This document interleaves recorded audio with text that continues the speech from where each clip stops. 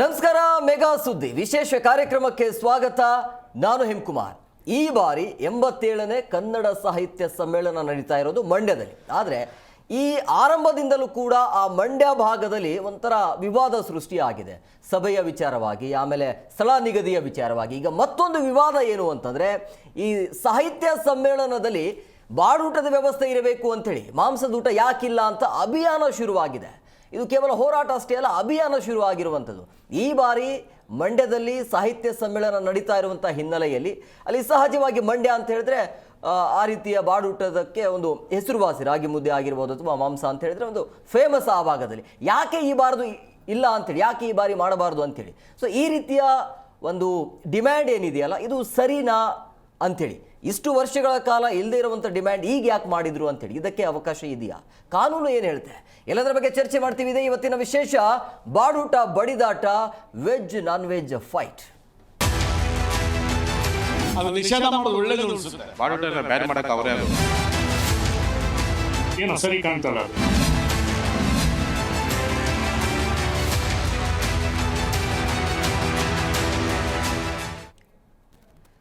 ಸಾಹಿತ್ಯ ಸಮ್ಮೇಳನದಲ್ಲಿ ಮಂಡ್ಯದಲ್ಲಿ ದೊಡ್ಡ ಮಟ್ಟದಲ್ಲಿ ಅಭಿಯಾನ ಶುರುವಾಗ್ತಾ ಇದೆ. ಈ ಬಾರಿ ಬಾಡೂಟದ ವ್ಯವಸ್ಥೆಯನ್ನ ಕಲ್ಪಿಸಿಕೊಡಬೇಕು ಅಂತೇಳಿ. ಆದರೆ ಇದಕ್ಕೆ ಅವಕಾಶ ಇಲ್ಲ. ಕನ್ನಡ ಸಾಹಿತ್ಯ ಸಮ್ಮೇಳನದಲ್ಲಿ ಬಾಡೂಟಕ್ಕೆ ಬ್ರೇಕ್ ಹಾಕಲಾಗಿದೆ. ಮೊದಲೇ ಆದೇಶವನ್ನು ಹೊರಡಿಸಲಾಗಿದೆ. ಮಾಂಸಾಹಾರ, ಮದ್ಯ ಮತ್ತೆ ತಂಬಾಕು ಮಾರಾಟ ಇದೆಯಲ್ಲ, ಅದಕ್ಕೆ ನಿಷೇಧ ಇದೆ. ಮಾಂಸಾಹಾರಕ್ಕೆ ಅವಕಾಶ ನೀಡುವಂತೆ ಒತ್ತಾಯ ಕೂಡ ಹೆಚ್ಚಾಗಿದೆ. ಪ್ರಗತಿಪರ ಸಂಘಟನೆಗಳಿಂದ ಮಾಂಸಾಹಾರಕ್ಕೆ ಪಟ್ಟಣ ಹಿಡಿಯಲಾಗ್ತಾ ಇದೆ. ಅವಕಾಶವನ್ನು ಮಾಡಿಕೊಡಬೇಕು ಅಂತೇಳಿ. ಯಾಕೆ ಬೇಡ ಅಂತ ಡಿಸೆಂಬರ್ 20ರಿಂದ 3 ದಿನಗಳ ಕಾಲ ಮಂಡ್ಯದಲ್ಲಿ ಈ ಕನ್ನಡ ಸಾಹಿತ್ಯ ಸಮ್ಮೇಳನ ನಡೆಯುತ್ತೆ. ಪರಿಷತ್ತಿನ ನಿಯಮಕ್ಕೆ ಸಾರ್ವಜನಿಕರು ಈಗ ಆಕ್ರೋಶವನ್ನು ಹೊರಹಾಕಿದ್ದಾರೆ. ಕಾರಣ ಏನು ಅಂತಂದರೆ, ಅವಕಾಶ ಇಲ್ಲ ಅಂತ ಹೇಳಿದಾಗ. ಸೊ ಇದು ಮಡಿ ಸಾಹಿತ್ಯ ಸಮ್ಮೇಳನ ಅಂಥೇಳಿ ಟೀಕೆ ಮಾಡಲಾಗ್ತಾ ಇದೆ. ಸೊ ಈ ಬಾಡೂಟ ಬಡಿದಾಟ ಇದೆಯಲ್ಲ, ಪರ ವಿರೋಧ ಚರ್ಚೆ ಆಗ್ತಾ ಇದೆ. ಇಷ್ಟು ವರ್ಷಗಳು ಇಲ್ಲ ಅಲ್ಲ, ಈಗ ಯಾಕೆ ಬೇಡ ಅಂತ, ಯಾಕೆ ಅವಕಾಶ ಮಾಡಿಕೊಡಿ ಅಂತ. ಸಹಜವಾಗಿ ಬಾಡೂಟಕ್ಕೆ ಒಂಥರ ಮಂಡ್ಯ ಹೆಸರುವಾಸಿ. ನಮಗೆ ಒಂಥರ ಅವಮಾನ ಮಾಡ್ದಂಗೆ ಆಗುತ್ತೆ ಬಾಡೂಟ ಇಲ್ಲ ಅಂತ ಹೇಳಿದ್ರೆ ಅಂತ ಈ ರೀತಿ ಅಭಿಯಾನ ಶುರುವಾಗ್ತಾ ಇದೆ.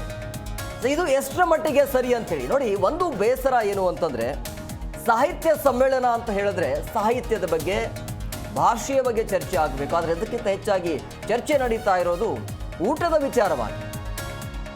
ಅಂದರೆ ಯಾಕೆ ನೀವು ಈ ಸಾಹಿತ್ಯ ಸಮ್ಮೇಳನ ಏನು ವೇದಿಕೆ ಇರುತ್ತಲ್ಲ, ಆ ವೇದಿಕೆಯನ್ನು ಬಿಟ್ಟು ಹೋದರೆ ಆ ಕಡೆ ಸಿಗತ್ತೆ ನಿಮಗೆ. ಬಟ್ ಇಲ್ಲಿ ಆ ಮಳಿಗೆಯನ್ನು ಹಾಕಿರ್ತಾರಲ್ಲ, ಅಲ್ಲಿ ಅವಕಾಶ ಮಾಡಿಕೊಡಿ ಅಂಥೇಳಿ. ಈಗ ನಾನ್ ವೆಜ್ ಅಂತಂದರೆ ಎಲ್ಲಿಂದಲೋ ಜನ ಬಂದುಬಿಡ್ತಾರೆ. ಅದನ್ನು ಕಂಟ್ರೋಲ್ ಮಾಡೋದಕ್ಕೆ ತೀರಾ ಕಡಿಮೆ. ಹಾಗಾಗಿ ಅದಕ್ಕೆ ಅವಕಾಶ ಇಲ್ಲ ಅಂತ ಈಗಾಗಲೇ ಆದೇಶವನ್ನು ಹೊರಡಿಸಿದ್ದಾರೆ. ಆದರೆ ಇದರ ವಿರುದ್ಧ ಈಗ ಅಭಿಯಾನ ಶುರುವಾಗ್ತಾ ಇದೆ. ಇದರ ಮಧ್ಯೆ ಈ ಬಾಡೂಟದ ವಿಚಾರವಾಗಿ ಸ್ಥಳೀಯರು ಮಾತನಾಡಿದ್ದಾರೆ, ಅಂದರೆ ಜನಸಾಮಾನ್ಯರು ಮಾತನಾಡಿದ್ದಾರೆ. ಬೇಕಾ ಬೇಡ ಅನ್ನೋದ್ರ ಬಗ್ಗೆ ಏನು ಹೇಳಿದ್ದಾರೆ ಮೊದಲು ಕೇಳ್ಕೊಂಬರೋಣ ಬನ್ನಿ. ಸುಮ್ಮನೆ ಕೆಲವರೆಲ್ಲ ಬರೋಲ್ಲ, ಅವ್ರಿಗೇನೋ ಈ ಜನ ಸೇರಲಿ ಉದ್ದೇಶಕ್ಕೋಸ್ಕರ ಬಾಡೂಟ ಮಾಡ್ಕವ್ರೆ. ಆ ಬಾಡೂಟ ಹೊರಗೆ ಈ ವೈಯಕ್ತಿಕ ಇವರು ಪರ್ಸನಾಗಿ ಖರ್ಚುಗಳು ಮಾಡಿಕೊಂಡು ಎಣ್ಣೆ ಹೊಡ್ಕೊಂಡು ಇದೇ ಕೆಲವು ಟೈಮಲ್ಲಿ ಅನ್ಯಥ ಘಟನೆ ಆಗ್ಬೋದು. ನಮ್ಮ ಬೈಕ್ ಇದು ಮಾಡೋಕ್ಕೋಸ್ಕರ ಅದು ನಿಷೇಧ ಮಾಡೋದು ಒಳ್ಳೇದು ಅನಿಸುತ್ತೆ. ಬಾಡೂಟ ಬ್ಯಾನ್ ಮಾಡಕ್ಕೆ ಅವ್ರು ಯಾರು ಅವ್ರಿಗೇನು ಹಕ್ಕಿದೆ? ಈ ಕರ್ನಾಟಕದಲ್ಲಿ ಭಾನುವಾರ ಬೇರೆ, ಇವತ್ತೆಲ್ಲ ಮಾಂಸದೂಟ ಎಲ್ಲ 70%, 85% 90% ಎಲ್ಲ ಮಾಂಸಾಹಾರಿಗಳೇ ಕರ್ನಾಟಕದಲ್ಲಿ ಇರೋದು. ಬಾಡೂಟ ಊಟ ಅನ್ನೋದು ಅವರು ವೈಯಕ್ತಿಕ ಸ್ವತಂತ್ರ ಹಾಕೋದು. ಮದ್ಯ ಮತ್ತು ಗುಟ್ಕಾ ಅದು ಬ್ಯಾನ್ ಮಾಡೋದು ಸರಿಯೇ, ಅದ್ರ ಬಗ್ಗೆ ಬೇರೆ ಒಪಿನಿಯನ್ ಇಲ್ಲ. ಆದರೆ ನಾನ್ ವೆಜ್ ಬ್ಯಾನ್ ಮಾಡೋದು ಅನ್ನೋದು ಅದು ಹ್ಯೂಮನ್ ರೈಟ್ಸ್ಗೆ ಎಗೇನ್ಸ್ಟ್ ಆಗ್ತದೆ ಅಂತ. ಯಾಕಂದರೆ ಕೆಲವೊಬ್ಬರು ನಾನ್ ವೆಜ್ ತಿಂತಾರೆ, ಕೆಲವೊಬ್ಬರು ನಾನ್ ವೆಜ್ ತಿನ್ನೋದಿಲ್ಲ. ಸೊ ಹಾಗಾಗಿ ಒಂದು ಪರ್ಟಿಕ್ಯುಲರ್ ಕ್ಯಾಸ್ಟಿಗೆ ಮಾತ್ರ ಫೇವರ್ ಆದಾಗೆ ಆಗ್ಬೋದು. ಸರ್, ಸಾಹಿತ್ಯ ಸಮ್ಮೇಳನ ನಡೆಯೋದ್ರಿಂದ ಸಾವಿರಾರು ಜನ ಭಾಗವಹಿಸ್ತಾರೆ, ಎಲ್ಲ ಅಫಿಷಿಯಲ್ಸು.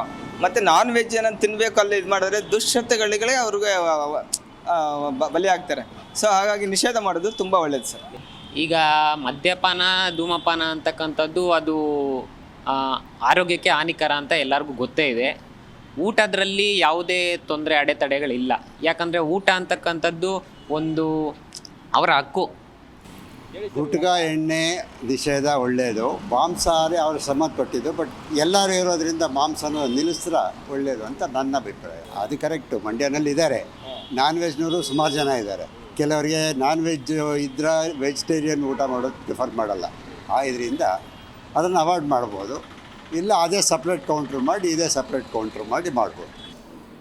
ಏನೋ ಸರಿ ಕಾಣ್ತಲ್ಲ, ಅದು ನಿಷೇಧ ಮಾಡುವಂಥದ್ದು ಅಲ್ಲ.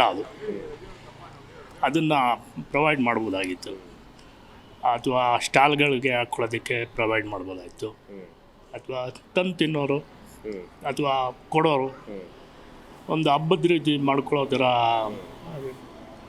ಜನಕ್ಕೆ ಕೊಡೋವಂಥ ಇವರು ಇದ್ರೂ ಅದಕ್ಕೆಲ್ಲ ಪರ್ಮಿಷನ್ ಕೊಡಬೇಕಾಗಿಲ್ಲ. ಈ ಬಗ್ಗೆ ಮಾತನಾಡೋದಕ್ಕೆ ಅತಿಥಿಯವರು ಜಾಯ್ನ್ ಆಗಿದ್ದಾರೆ. ನಾನು ಅವ್ರನ್ನ ಕಾರ್ಯಕ್ರಮಕ್ಕೆ ವೆಲ್ಕಮ್ ಮಾಡ್ತೀನಿ. ಮೊದಲನೇದಾಗಿ ಪ್ರೊಫೆಸರ್ MV ಶ್ರೀನಿವಾಸ್ ಅವರು, ಸಾಹಿತಿ. ಸರ್, ಕಾರ್ಯಕ್ರಮಕ್ಕೆ ಆತ್ಮೀಯವಾದಂಥ ಸ್ವಾಗತ. ಇನ್ನು ಇಸ್ಲಾಂ ಎಜುಕೇಷನ್ ಟ್ರಸ್ಟ್ ಉಮರ್ ಶರೀಫ್ ಅವರು, ಸರ್ ತಮಗೂ ಕೂಡ ಕಾರ್ಯಕ್ರಮಕ್ಕೆ ಆತ್ಮೀಯವಾದಂಥ ಸ್ವಾಗತ. Yes sir. ಶ್ರೀನಿವಾಸ್ ಅವರೇ, ಈಗ ನಾನು ನಿಮ್ಮ ಹತ್ರನೇ ಬರ್ತೀನಿ. ಸರ್, ಇಷ್ಟು ವರ್ಷಗಳ ಕಾಲ ಇಲ್ಲದೇ ಇರುವಂಥ ಬೇಡಿಕೆ, ಡಿಮ್ಯಾಂಡ್ ಈಗ ಯಾಕೆ ಬಂತು ಅಂತೇಳಿ ಆರಂಭದಿಂದಲೂ ಕೂಡ ಸ್ಥಳ ನಿಗದಿಯ ವಿಚಾರವಾಗಿ ಸುದ್ದಿಗೋಷ್ಠಿ ಮಾಡುವಂಥ ಟೈಮಲ್ಲಿ ಅಥವಾ ಅಧ್ಯಕ್ಷರ ಆಯ್ಕೆ ವಿಚಾರದಲ್ಲಿ ಒಂಥರ ವಿವಾದ, ಗೊಂದಲ ಇದ್ದೇ ಇದೆ ಈ ಬಾರಿ ಮಂಡ್ಯದಲ್ಲಿ. ಏನು ನಡೀತಾ ಇದೆ ಅಂತ? ಇದು ವಿವಾದ ಅನ್ನೋದಕ್ಕಿಂತ ಬೇಡಿಕೆ, ಈ ಬೇಡಿಕೆ ಯಾಕೆ ಬಂತು, ಈ ಬೇರೆ ಸಮ್ಮೇಳನಗಳಲ್ಲಿ ಇತ್ತ ಅನ್ನೋದಕ್ಕಿಂತಲೂ ಮುಖ್ಯವಾಗಿ ಈ ಬೇಡಿಕೆ ಎಷ್ಟು ಮಟ್ಟಿಗೆ ಅದು ಸೂಕ್ತ, ಸಮಂಜಸ, ಅದರ ಅಗತ್ಯ ಮತ್ತು ಅದರ ಕಾನ್ಸಿಕ್ವೆನ್ಸಸ್ ಏನು ಅನ್ನೋದನ್ನ ಗಮನಿಸಬೇಕಾಗತ್ತೆ. ಈ ವಿಷಯ ಯಾಕೆ ಬಂತು ಮುಂದಿನ ವರ್ಷದ ಪ್ರಶ್ನೆ ಅಲ್ಲ. ಯಾಕೆಂದರೆ ಆಹಾರ ಅನ್ನೋದು ನಮ್ಮ ಬಹಳ ಜಟಿಲವಾದ ಸಮಸ್ಯೆ. ಅದು ಕಾಲ, ದೇಶ, ಇದಕ್ಕೆ ಅನುಗುಣವಾಗಿ ಪ್ರತಿಯೊಬ್ಬರು ತಮ್ಮದೇ ಆದ ಅಭಿರುಚಿ, ಅಗತ್ಯಗಳನ್ನು ಹೊಂದಿರ್ತಾರೆ. ಅದು ವೈಯಕ್ತಿಕವಾಗ್ಬೋದು, ಕೆಲವು ವೇಳೆ ಕುಟುಂಬಕ್ಕೆ ಇರ್ಬೋದು. ಒಂದು ಸಾಮೂಹಿಕವಾದ ಕಾರ್ಯಕ್ರಮ ಇದ್ದಾಗ ನಾವು ಬೇರೆ ದೃಷ್ಟಿಯಿಂದಲೂ ಓಡಬೇಕಾಗತ್ತೆ. ಈ ಸಮ್ಮೇಳನದಲ್ಲಿ 4 ಲಕ್ಷ ಜನ ಬರ್ತಾ ಇದ್ದಾರೆ. ಆ 4 ಲಕ್ಷ ಜನಕ್ಕೆ ಬೇಕಾದ ತಯಾರಿ, ಆಹಾರ, ವಸತಿ ಇದನ್ನೆಲ್ಲ ವ್ಯವಸ್ಥೆ ಮಾಡ್ತಿರುವಾಗ ಅದಕ್ಕೆ ಇನ್ನೊಂದು ಹೊಸ ಈ ಬೇಡಿಕೆಯನ್ನು ಇಟ್ಟಿರೋದ್ರಿಂದ ಅದು ಅವರ ಸಮ್ಮೇಳನದ ಕಾರ್ಯಕರ್ತರ ಮೇಲೆ ಎಂತಹ ಪರಿಣಾಮ ಮಾಡುತ್ತೆ ಅನ್ನೋದು ಮುಖ್ಯವೇ ವಿನಃ ಈಗ ಯಾಕೆ ಬಂತು.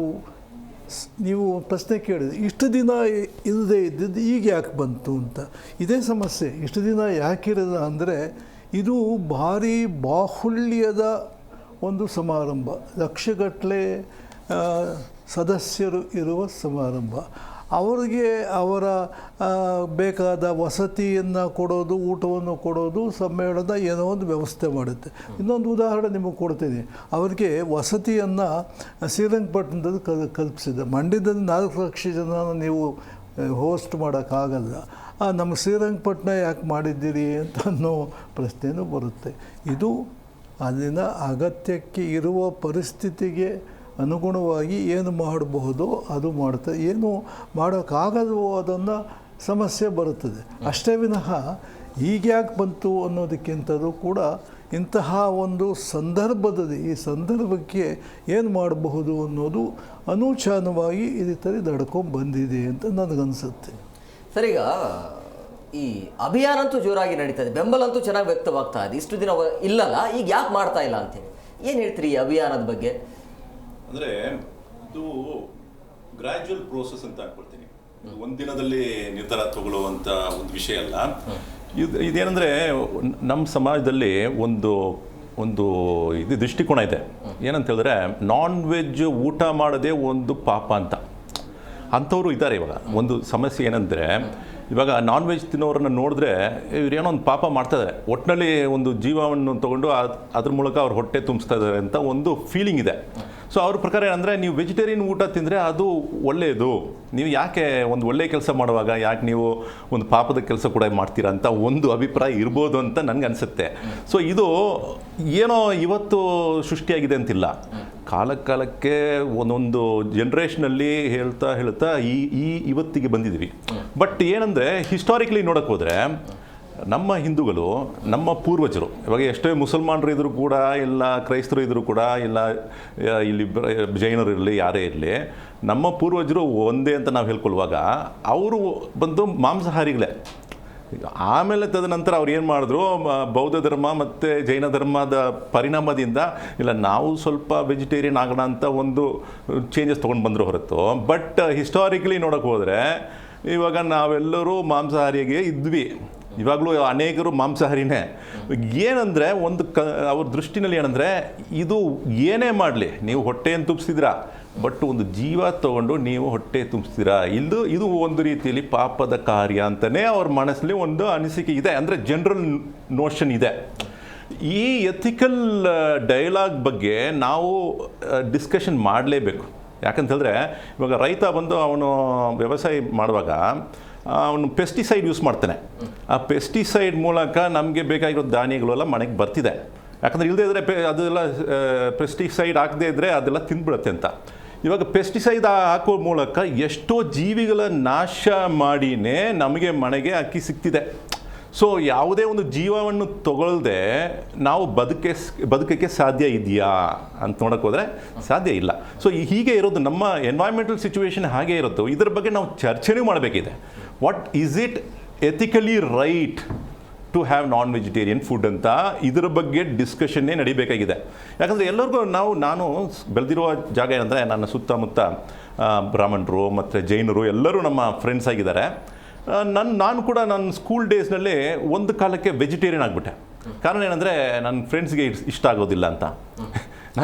ಹೌದು, ನಾನು ಕೂಡ ಸುಮಾರು ಒಂದು 3-4 ವರ್ಷ ಆಮೇಲೆ ಕಾಲೇಜ್ ಹೋದ ನಂತರ ಮತ್ತೊಬ್ಬ ಅವಾಗಿಲ್ಲ ಕೇಳಿ ಇಂಟ್ರೆಸ್ಟಿಂಗ್ ಏನಂದರೆ ಇನ್ನೊಬ್ಬ ನನ್ನ ಫ್ರೆಂಡು ಅವನೊಬ್ಬ ಬ್ರಾಹ್ಮಣ, ಅವನು ನನ್ನ ತಾಜ್ ದರ್ಬಾರ್ ಕರ್ಕೊಂಡು ಹೋಗ್ಬಿಟ್ಟು ಬಿರಿಯಾನಿ ಕೊಡಿಸ್ದ. ಅರ್ಥ ಆಯ್ತಾ ನಿಮಗೆ? ಇಂತಹ ಸೊಸೈಟಿನಲ್ಲಿ ನಾವು ಜೀವನ ಮಾಡ್ತಿದ್ವಿ, ಎಲ್ಲರೂ ಒಂದೇ ರೀತಿ ಇಲ್ಲ. ಇವಾಗ ಏನಂದರೆ ಅವ್ರಿಗೆ ವೆಜ್ ನಾನ್ ವೆಜ್ ಕೊಡೋದ್ರೆ ಏನು ತೊಂದರೆ ಇಲ್ಲ, ಹೈಜಿನಿಕ್ ಕಂಡೀಷನ್ಸ್ ನೋಡ್ಕೊಳ್ಬೇಕು.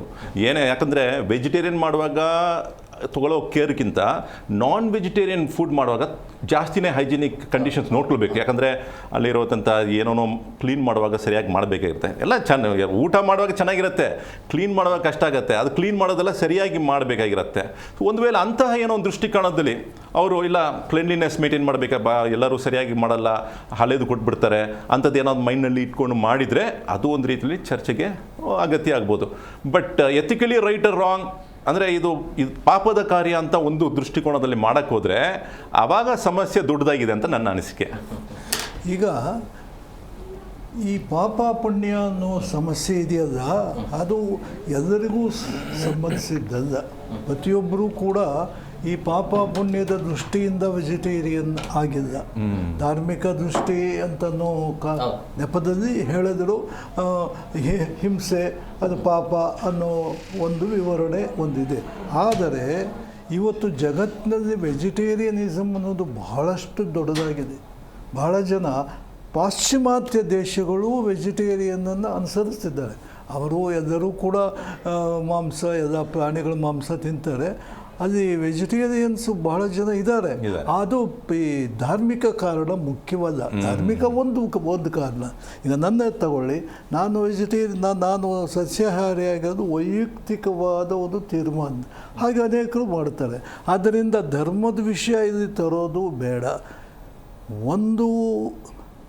ಈ ಮಾಂಸಾಹಾರದ ವ್ಯವಸ್ಥೆ ಮಾಡೋದರಿಂದ ಆಗುವ ಸಮಸ್ಯೆಗಳೇನು ಅನ್ನೋದೇ ವಿನಃ ಇನ್ನೊಂದು ನಮ್ಮ ಮಿತ್ರ ಸರಿಯಾಗಿ ಹೇಳಿದರು, ಅದಕ್ಕೆ ಹೆಚ್ಚು ಮಟ್ಟಿನ ಶುಚಿತ್ವ ಬೇಕು, ವ್ಯವಸ್ಥೆ ಎಲ್ಲ ಬೇಕು. ಇದಕ್ಕೆಲ್ಲಕ್ಕೂ ಕೂಡ ಒಂದು ವಿಶೇಷವಾದ ಪರಿಶ್ರಮ ಬೇಕಾಗುತ್ತೆ. ಇವೆಲ್ಲವನ್ನು ಯೋಚನೆ ಮಾಡಬೇಕೇ ವಿನಃ ಧಾರ್ಮಿಕ ಕಾರಣವನ್ನೇ ಅಲ್ಲ. ಈಗ ಅನೇಕರಿಗೆ ವೈಯಕ್ತಿಕವಾಗಿ ನಂಬಿಕೆಗಳಿರ್ತವೆ. ಈ ಕಾರಣಗಳಿಂದ ಅದು ವೆಜಿಟೇರಿಯನ್ ಅವರ ಆಹಾರವನ್ನು ಸೇವಿಸೋದು ಬೇರೆ ಬೇರೆ ಕಾರಣಗಳಿರ್ತವೆ. ಇದು ಪ್ರಮುಖವಾದ ಕಾರಣ ಇದನ್ನು ವ್ಯವಸ್ಥೆ ಕಾರಣ. ಅದನ್ನು ನಾವು ಗಮನಿಸಿದಾಗ ಇದನ್ನು ನಾವು ಧರ್ಮ ನೀತಿ ಎನ್ನುವುದನ್ನು ಅಷ್ಟಾಗಿ ಅದೇ ಮುಖ್ಯ ಅಂಥೇಳಿ ಬೇರೆ ಸಮಸ್ಯೆಗಳನ್ನು ಸೃಷ್ಟಿ ಮಾಡಿದಂಗೆ ಆಗುತ್ತೆ. ಅಂದರೆ ಅದೇ ಈಗ ಅವ್ರು ಹೇಳ್ತಾ ಇರೋದು ಇಷ್ಟು ವರ್ಷಗಳು ಇಲ್ವಾ, ಈಗ ಯಾಕೆ ಮಾಡ್ತಾ ಇಲ್ಲ ಅಂತಲೇ ಅವ್ರು ಹೇಳ್ತಾ ಇರೋದು. ಅದು ಒಂದು ಅವಕಾಶ ನೋಡಿಬಿಡೋಣ ಅಂತ. ಈಗ ಬಟ್ ಅದು ಕಷ್ಟ ಆಗುತ್ತೆ. ಅದನ್ನು ಈಗ ಯಾಕೆ ಮಾಡ್ತಾ ಇಲ್ಲ ಅನ್ನೋ ಪ್ರಶ್ನೆನ ನೀವು ಮೊಟ್ಟ ಮೊದಲೇ ಹೇಳಿದ್ರಿ. ಇಷ್ಟು 70ಕ್ಕೂ ಹೆಚ್ಚು ಸಮ್ಮೇಳನಗಳಾಗಿವೆ. ಅವರು ಯಾಕೆ ಇದನ್ನು ಮಾಡಿಲ್ಲ? ಅಲ್ಲೂ ಕೂಡ 86 ಸಮ್ಮೇಳನ ಆಗಿದ್ದಾವೆ. ಎಷ್ಟು? 86 ಆಗಿದೆ. ನಾನು ಕೆಲವೊಂದು ಅಟೆಂಡ್ ಮಾಡಿದ್ದೀನಿ. ಅವರು ಯಾಕೆ ಮಾಡಲಿಲ್ಲ ಅಂದರೆ ಪ್ರಾಯಶಃ ಅವ್ರಿಗೂ ಕೂಡ ಇದೇ ಸಮಸ್ಯೆ ಆಗಿದೆ. ಆದ್ದರಿಂದ ಯಾತಕ್ಕೆ ಮಾಡಿಲ್ಲ ಅನ್ನೋದು ಅದು ಪಾಪ ಪುಣ್ಯದ ಪ್ರಶ್ನೆಯಿಂದ ಸಮ್ಮೇಳನಗಳು ಇದನ್ನು ಮಾಡ್ತಾ ಇಲ್ಲ. ಅವರ ಹಲವಾರು ಪ್ರಾಕ್ಟಿಕಲ್ ಸಮಸ್ಯೆಗಳು, ಆ ಪರಿಸ್ಥಿತಿಯಿಂದ ಒಂದು ವಿಧವಾದ ಊಟದ ವ್ಯವಸ್ಥೆ, ವಸತಿ ಪ್ರತಿಯೊಂದನ್ನು ಕೂಡ ಯಾವುದೋ ಒಂದು ಯಾವ ರೀತಿಯಲ್ಲಿ ಅವರಿಗೆ ಹೇಗೆ ಕೊಡ್ಬೋದು ಅನ್ನೋದನ್ನು ಮಾಡ್ತಾ ಇದ್ದಾರೆ. ಆದ್ದರಿಂದ ಅದಕ್ಕೆ ಬೇರೆ ಕಾರಣ ನಿಜವಾಗಿಯೂ ಕೂಡ ಇದಕ್ಕೆ ಅನ್ವಯಿಸಲ್ಲ. ಅದಕ್ಕೆ ಮಾತಾಡೋಣ. ಮತ್ತೊಬ್ಬರು ಗೆಸ್ಟ್ ಜಾಯ್ನ್ ಆಗಿದ್ದಾರೆ, ನಾನು ಕಾರ್ಯಕ್ರಮಕ್ಕೆ ವೆಲ್ಕಮ್ ಮಾಡಿಬಿಡ್ತೀನಿ. ರಾಜಕೀಯ ಚಿಂತಕರಾಗಿರುವಂಥ ಶಶಿಕಾಂತ್ ಯಡಹಳ್ಳಿಯವರು. ಸರ್, ಕಾರ್ಯಕ್ರಮಕ್ಕೆ ಆತ್ಮೀಯವಾದಂಥ ಸ್ವಾಗತ. ಸರ್, ನಿಮ್ಮ ಹತ್ರನೇ ಬರ್ತೀನಿ ಸರ್. ಈಗ ಸರ್, ಇದು ಡಿಮ್ಯಾಂಡ್ ಅಥವಾ ವರಸೆನಾ? ಇದು ಇದ್ದಕ್ಕಿದ್ದಾಗೆ ನಾನ್ ವೆಜ್ ಬೇಕೇ ಬೇಕು ಅಂತ ಹೇಳೋದು ಈ ಸಾಹಿತ್ಯ ಸಮ್ಮೇಳನದಲ್ಲಿ? ಹಾಗೇನಿಲ್ಲ, ಆಹಾರ ಕ್ರಮ ಇದೆ ಅಲ್ವಾ, ಅದಕ್ಕೆ ಯಾಕೆ ನೀವು ರಿಸ್ಟ್ರಿಕ್ಟ್ ಮಾಡ್ತೀರಿ? ಯಾಕೆ ವೆಜ್ ನಾನ್ ವೆಜ್ ಅಂತ ಸಾಹಿತಿಗಳಲ್ಲಿ ಡಿವೈಡ್ ಮಾಡ್ತೀರಿ? ಅವ್ರವ್ರ ಇಷ್ಟ ಅಲ್ವಾ ಆಹಾರ ಕ್ರಮ. ವೆಜ್ ತಿನ್ನೋರು ತಿಂತಾರೆ, ನಾನ್ ವೆಜ್ ತಿನ್ನೋರು ತಿಂತಾರೆ. ಸಮಸ್ಯೆ ಏನಿದೆ? ಹೇಗೂ ಫೀಸ್ ಕಲೆಕ್ಟ್ ಮಾಡ್ತೀರಿ. ಇವ್ರ್ಯಾರು ಪುಕ್ಸಟ್ಟೆ ಫ್ರೀ ಕೊಡಲ್ಲ. ಜನರಿಗೆ ದುಡ್ಡು ಏನಿದೆ ಅಲ್ವಾ, ಅದು 30 ಲಕ್ಷ ರೂಪಾಯಿ ಸರ್ಕಾರ ಕೊಡುತ್ತೆ. ಅದು ಜನರದೇ ದುಡ್ಡದು, ಸಾಹಿತಿಗಳದೇ ದುಡ್ಡದು, ನಮ್ಮ ನಿಮ್ಮೆಲ್ಲರ ದುಡ್ಡು. 30 ಲಕ್ಷ ರೂಪಾಯಿ ದುಡ್ಡು ತೊಗೊಳ್ತೀರಿ. ಇಡೀ ಕರ್ನಾಟಕದಲ್ಲಿ ಇರ್ತಕ್ಕಂಥ ಸರ್ಕಾರಿ ನೌಕರರು ತಮ್ಮ ಒಂದು ದಿನದ ಸಂಬಳವನ್ನು ದೇಣಿಗೆಯಾಗಿ ಕೊಡ್ತಾರೆ. ಅಲ್ಲಿರ್ತಕ್ಕಂಥ ಎಲ್ಲರೂ ಸಹಿತ ಮಾಂಸಾಹಾರಿಗಳಿದ್ದಾರೆ, ಸಸ್ಯಾಹಾರಿಗಳಿದ್ದಾರೆ. ಅಂದರೆ ನೀವು ನಡೆಸ್ತಕ್ಕಂಥ ಸಮ್ಮೇಳನ ಯಾರ್ದು ಸಹಿತ ಮಹೇಶ್ ಜೋಶಿ ಅವ್ರ ಜೇಬಿನಿಂದ ಕೊಡ್ತಾ ಇಲ್ಲ ದುಡ್ಡನ್ನು. ಎಲ್ಲ ಜನರ ದುಡ್ಡು, ಸರ್ಕಾರದ ದುಡ್ಡು ಸಹಿತ ಜನರ ದುಡ್ಡು. ಆದ್ದರಿಂದ ಜನರಿಗೆ ಏನು ಬೇಕಾಗಿದೆ? ಊಟ ಬೇಕಾಗಿದೆ. ಊಟದಲ್ಲಿ ಯಾಕೆ ವ್ಯತ್ಯಾಸ ಮಾಡ್ತೀರಿ? ಯಾಕೆ ನೀವು ತಾರತಮ್ಯ ಬೇಡ ಅಂತ? ತಾರತಮ್ಯ ಏನಕ್ಕೆ ಬೇಕಾಗಿದೆ? ಬೇಕಿಲ್ಲ. ಆಮೇಲೆ ಇನ್ನೊಂದು ಹೇಳ್ತಾ ಇದ್ದೀನಿ, ಬಹುಸಂಖ್ಯಾತರು 80% ಜನ ನಾನ್ ವೆಜಿಟೇರಿಯನ್ಸ್ ಇದ್ದಾರೆ. ಇವರು ಪುಳಚಾರರು ಯಾವಾಗಲೂ ಬಹಳ ಕಡಿಮೆ ಜನ ಇದ್ದಾರೆ. ಸೊ ಆದ್ದರಿಂದ ಇವಾಗೂ ಸಹಿತ ಯಾವುದಾದ್ರೂ ನೀವು ಬೀಗ್ ರೂಟಕ್ಕೆ ಹೋಗ್ಬಿಟ್ರೆ ನೋಡಿ, ಬರೀ ಇವರೇ ಇರ್ತಾರೆ ನಾನ್ ವೆಜಿಟೇರಿಯನ್ನು. ನಮ್ಮಂಥವ್ರು ಎಲ್ಲೋ ಒಂದು ಮೂಲೆಯಲ್ಲಿ ಇರ್ತೀವಿ, ಚಿಕ್ಕದೊಂದು ಟೆಂಟ್ ಹಾಕ್ಬಿಟ್ಟು. ಸೊ ಆದ್ದರಿಂದ ಆಯಿತು, ನನಗೇನು ನಾನು ವೆಜಿಟೇರಿಯನ್ನು, ಆದರೆ ನಾನು ಯಾರಿಗೂ ಸಹಿತ ಹೇರಿಕೆ ಮಾಡೋದಿಲ್ಲ, ನೀವು ಇದನ್ನೇ ತಿನ್ನಬೇಕು ಅಂತ ಹೇಳಿಬಿಟ್ಟು. ಆದ್ದರಿಂದ ಸಾಹಿತ್ಯ ಸಮ್ಮೇಳನ ಅನ್ನೋದು ಹೇಳ್ತಾ ಇದ್ರು, ಹಿರಿಯರು ಹೇಳ್ತಾ ಇದ್ರು, ಇಲ್ಲಿವರೆಗೂ ಆಗಿಲ್ಲ, ಈಗ ಯಾಕೆ ಆಗಬಾರ್ದು ಅಂತ. ಈಗ ಯಾಕೆ ಮಾಡ್ತೀರಿ? ಮಹೇಶ್ ಜೋಶಿ ಅವ್ರದ್ದು ಅದೇ ಕೆಲಸ. ಹೌದು, ಯಾಕೆ ಆಗಬಾರ್ದು? ಅದರಿಂದ ಸಮಸ್ಯೆ ಏನು? ತಾಪತ್ರೆ ಇರೋದು, ಈ ಪ್ರಾಬ್ಲಮ್ ಇರೋದು ಎಲ್ಲಿಂದ ಶುರು ಆಯಿತು ಗೊತ್ತಾ ನಿಮಗೆ? ಮಹೇಶ್ ಜೋಶಿ ಅವರು ಒಂದು ನಿಬಂಧನೆ ಹೊರಡಿಸ್ತಾರೆ. ಆ ನಿಬಂಧನೆ ಏನು ಅಂತಂದರೆ, ಅಲ್ಲಿರ್ತಕ್ಕಂಥ ಸಮ್ಮೇಳನದಲ್ಲಿ ಒಂದಿಷ್ಟು ಪುಸ್ತಕ ಮಳಿಗೆಗಳು, ಒಂದಿಷ್ಟು ಕಮರ್ಷಿಯಲ್ ವಾಣಿಜ್ಯ ಮಳಿಗೆಗಳನ್ನು ಇಡ್ತಾರೆ. ಅದಕ್ಕೆ ಒಂದು ಏನು ನಿಯಮಗಳು. ಆ ನಿಯಮದಲ್ಲಿ ಸುಮ್ಮನೆ ಇದ್ದಿದ್ರೆ ಸಮಸ್ಯೆ ಆಗ್ತಿರಲಿಲ್ಲ. ಅಲ್ಲಿ ಏನು ಮಾಡ್ತಾರೆ? ಮಾಂಸಾಹಾರ, ಮದ್ಯ ಮತ್ತು ತಂಬಾಕು ಇರಬಾರ್ದು, ಈ ಮೂರುಗಳನ್ನು ನಿಷೇಧಿಸಲಾಗಿದೆ. ಯಾಕ್ರಿ? ತಂಬಾಕು ಆರೋಗ್ಯಕ್ಕೆ ಮಾರಕ ಅಲ್ವಾ? ಆಮೇಲೆ ಮದ್ಯ ಮಾರಕ. ಇವು ಎರಡರಿಂದ ಮನುಷ್ಯ ಹಾಳಾಗ್ತಾನೆ ಅಲ್ವಾ? ಆದರೆ ಮಾಂಸಾಹಾರ ತಿಂದು ಹಾಳಾದವ್ರು ಯಾರಾದರೂ ಇದ್ದಾರಾ? ಊಟ ಅಲ್ವಾ ಅದು, ಬದುಕೋಕೆ ಬೇಕಲ್ವಾ? ಮದ್ಯ ಬೇಕಾಗಿಲ್ಲ, ತಂಬಾಕು ಬೇಕಾಗಿಲ್ಲ, ನಿಮಗೆ ಬೇಕಾಗಿರೋದು ಊಟ, ಆಹಾರವನ್ನು ಯಾಕೆ ನೀವು ಹಂಗೆ ಹೊಡೆದಾಡ್ತೀರಾ? ಅಷ್ಟಕ್ಕೂ ಬೇಕಾಗಿಲ್ಲ. ಬೇಕಿರೋದು ಇವಾಗ ಸಮ್ಮೇಳನದಲ್ಲಿ ಕೊಡುವಂತೆ ಯಾರು ಫೋರ್ಸ್ ಮಾಡಿರಲಿಲ್ಲ. ಬೇಕಿರೋದು ಅಲ್ಲಿ ಯಾವುದೋ ಒಂದು ಶಾಪು, ಅವರು ಸಪ್ರೇಟಾಗಿ ಎಲ್ಲೋ ಒಂದು ಮೂಲೆಗೆ ಒಂದಿಷ್ಟು ನಾನ್ ವೆಜ್ ವಾಣಿಜ್ಯ ಮಳಿಗೆಯನ್ನು ಹಾಕಿ ಅಗತ್ಯ ಇರೋರು ದುಡ್ಡು ಕೊಟ್ಟು ತೆಗೆದುಕೊಡ್ಬಹುದಾಗಿತ್ತು. ಅದನ್ನೂ ಮಾಡಲಿಲ್ಲ. ಮೊದಲು ನೀವು ನಿಬಂಧನೆ ಹಾಕಿದ ತಪ್ಪು.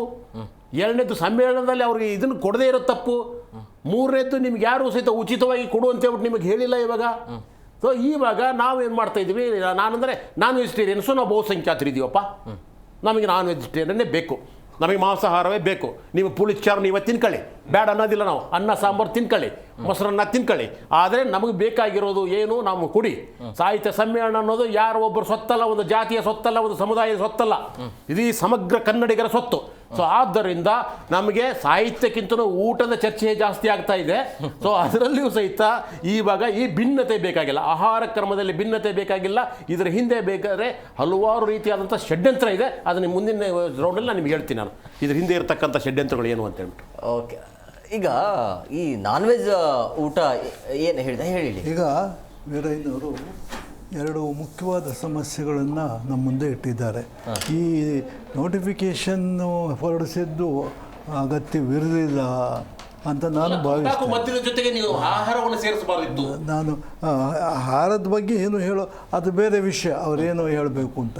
ತಂಬಾಕು ಅನ್ನೋದಾಗಲಿ ಮದ್ಯಪಾನ ಮಾಡೋದು ಮಾಡಿಕೊಡೋದು ಅನ್ನೋದು ಕಾಮನ್ ಸೆನ್ಸ್, ಅದು ಹೇಳಬೇಕಾದಿಲ್ಲ. ಆಹಾರ ತಿನ್ನಬಾರ್ದು ಅಂತೇನಿಲ್ಲಲ್ಲ ಸರ್. ಅದಲ್ಲ ಹೇಳಿದ್ದು. ತಂಬಾಕನ್ನ ಹೇಗೆ ಹೋಲಿಕೆ ಯಾಕೆ ಮಾಡ್ತಾ ಇದ್ದೀರಿ ನೀವು? ಮಾದಕ ಪದಾರ್ಥಕ್ಕೂ ಊಟಕ್ಕೂ ಹೋಲಿಕೆ ಯಾಕೆ ಮಾಡ್ತಾ ಇದ್ದೀರಿ? ಆ ಒಂದು ಕಾರಣದಿಂದ ನಾವು ನಮ್ಮ ಬಾಡೂಟವನ್ನು ಮಾಡಬೇಕು ಅಂತ ಹೇಳೋಕ್ಕೆ ಲಾಜಿಕಲ್ಲಾಗ ಆಗಲ್ಲ. ಅದಕ್ಕೆ ಬೇಕಾದ ಬಲವಾದ ಕಾರಣವನ್ನು ಕೊಡಬೇಕಾಗತ್ತೆ. ಇನ್ನೊಂದು ವಿಷಯವನ್ನು ವಿರೈದರು ಬಹಳ ಮುಖ್ಯವಾಗಿ ಹೇಳಿದರು. ಹಣವನ್ನು ಇಷ್ಟು ಕೋಟಿ ಕೊಟ್ಟಿದ್ದಾರೆ, ನಮ್ಮ ಕಾರ್ಯಕರ್ತರು ಎಷ್ಟು ದುಡ್ಡು ಕೊಟ್ಟಿದ್ದಾರೆ. ಇದು ದುಡ್ಡಿನ ಪ್ರಶ್ನೆ ಬಂದಿಲ್ಲ, ಹಿಂದಿಯೂ ಬಂದಿಲ್ಲ, ಈಗಲೂ ಬಂದಿಲ್ಲ. ದುಡ್ಡಿನ ಪ್ರಶ್ನೆ ಅಲ್ಲ. ಮಾಂಸಾಹಾರಕ್ಕೆ ಹೆಚ್ಚು ಖರ್ಚಾಗುತ್ತೆ, ನಾವು ಮಾಡಲ್ಲ ಅಂತ ಹೇಳಿಲ್ಲ. ಆಗುತ್ತೋ ಇಲ್ಲೋ ಆ ವಿಷಯ ಬೇರೆ. ಆದ್ದರಿಂದ ಇವೆರಡೂ ಕೂಡ ಸಮಂಜಸವಾದ ವಿವರಣೆ ಅಲ್ಲ. ಇದನ್ನು ವಿರೋಧಿಸಬೇಕಾದ್ರೆ ಬೇರೆ ಬೇರೆ ಕಾರಣಗಳಿರ್ಬೋದು, ವಿರೋಧಿಸೋ ಪ್ರಶ್ನೆ ಅಲ್ಲ. ಇಲ್ಲಿ ಈ ಸಮ್ಮೇಳನದಲ್ಲಿ ಅವರು ಕೊಡುವ ಸೌಲಭ್ಯಗಳನ್ನು ಅವರು ಯಾವುದೋ ಒಂದು ಮಿತಿಯಲ್ಲಿ ಮಾಡ್ತಾ ಇದ್ದಾರೆ. ಅದನ್ನು ನಾವು ಇನ್ನೂ ಹೆಚ್ಚು ಕೇಳ್ಬೋದು. ಅವ್ರು ಕೇಳೋದು ಕೂಡ ನಿಜವಾಗಿಯೂ ಕೂಡ ತರ್ಕಬದ್ಧವಾಗಿಯೇ ಇದೆ. ಅವರು ಕೊಡುವ ವಿವರಣೆ ಇವ್ಯಾವುದೂ ಅಲ್ಲ, ಹಣದ ಸಮಸ್ಯೆ ಅಲ್ಲ. ನಾವು ಹಣ ಇಲ್ಲ, ಹಣದ ಸಮಸ್ಯೆ ಅಂತ ಹೇಳಿಲ್ಲ. ಆಮೇಲೆ ಧರ್ಮ ಕೊಡ್ತಾ ಇಲ್ಲ ಅಂತ ಅಲ್ಲ, ಅದು ಜನರ ಕೊಟ್ಟ ಹಣ ಜನರು ಏನು ಕೇಳ್ತಾ ಇದ್ದಾರೆ, ಊಟ ಕೊಡಿ. ಈಗ ನಮಗೆ ಸಾಹಿತ್ಯಕ್ಕಿಂತ ಊಟ ಮುಖ್ಯ ಅನ್ನೋ ಕೂಡ ಮಾತು ಕೂಡ ಬಂತು. ಇದನ್ನು ಹೇಗೆ ಪರಿಷತ್ನ ನೋಡ್ಕೋಬೇಕು ಅನ್ನೋದು.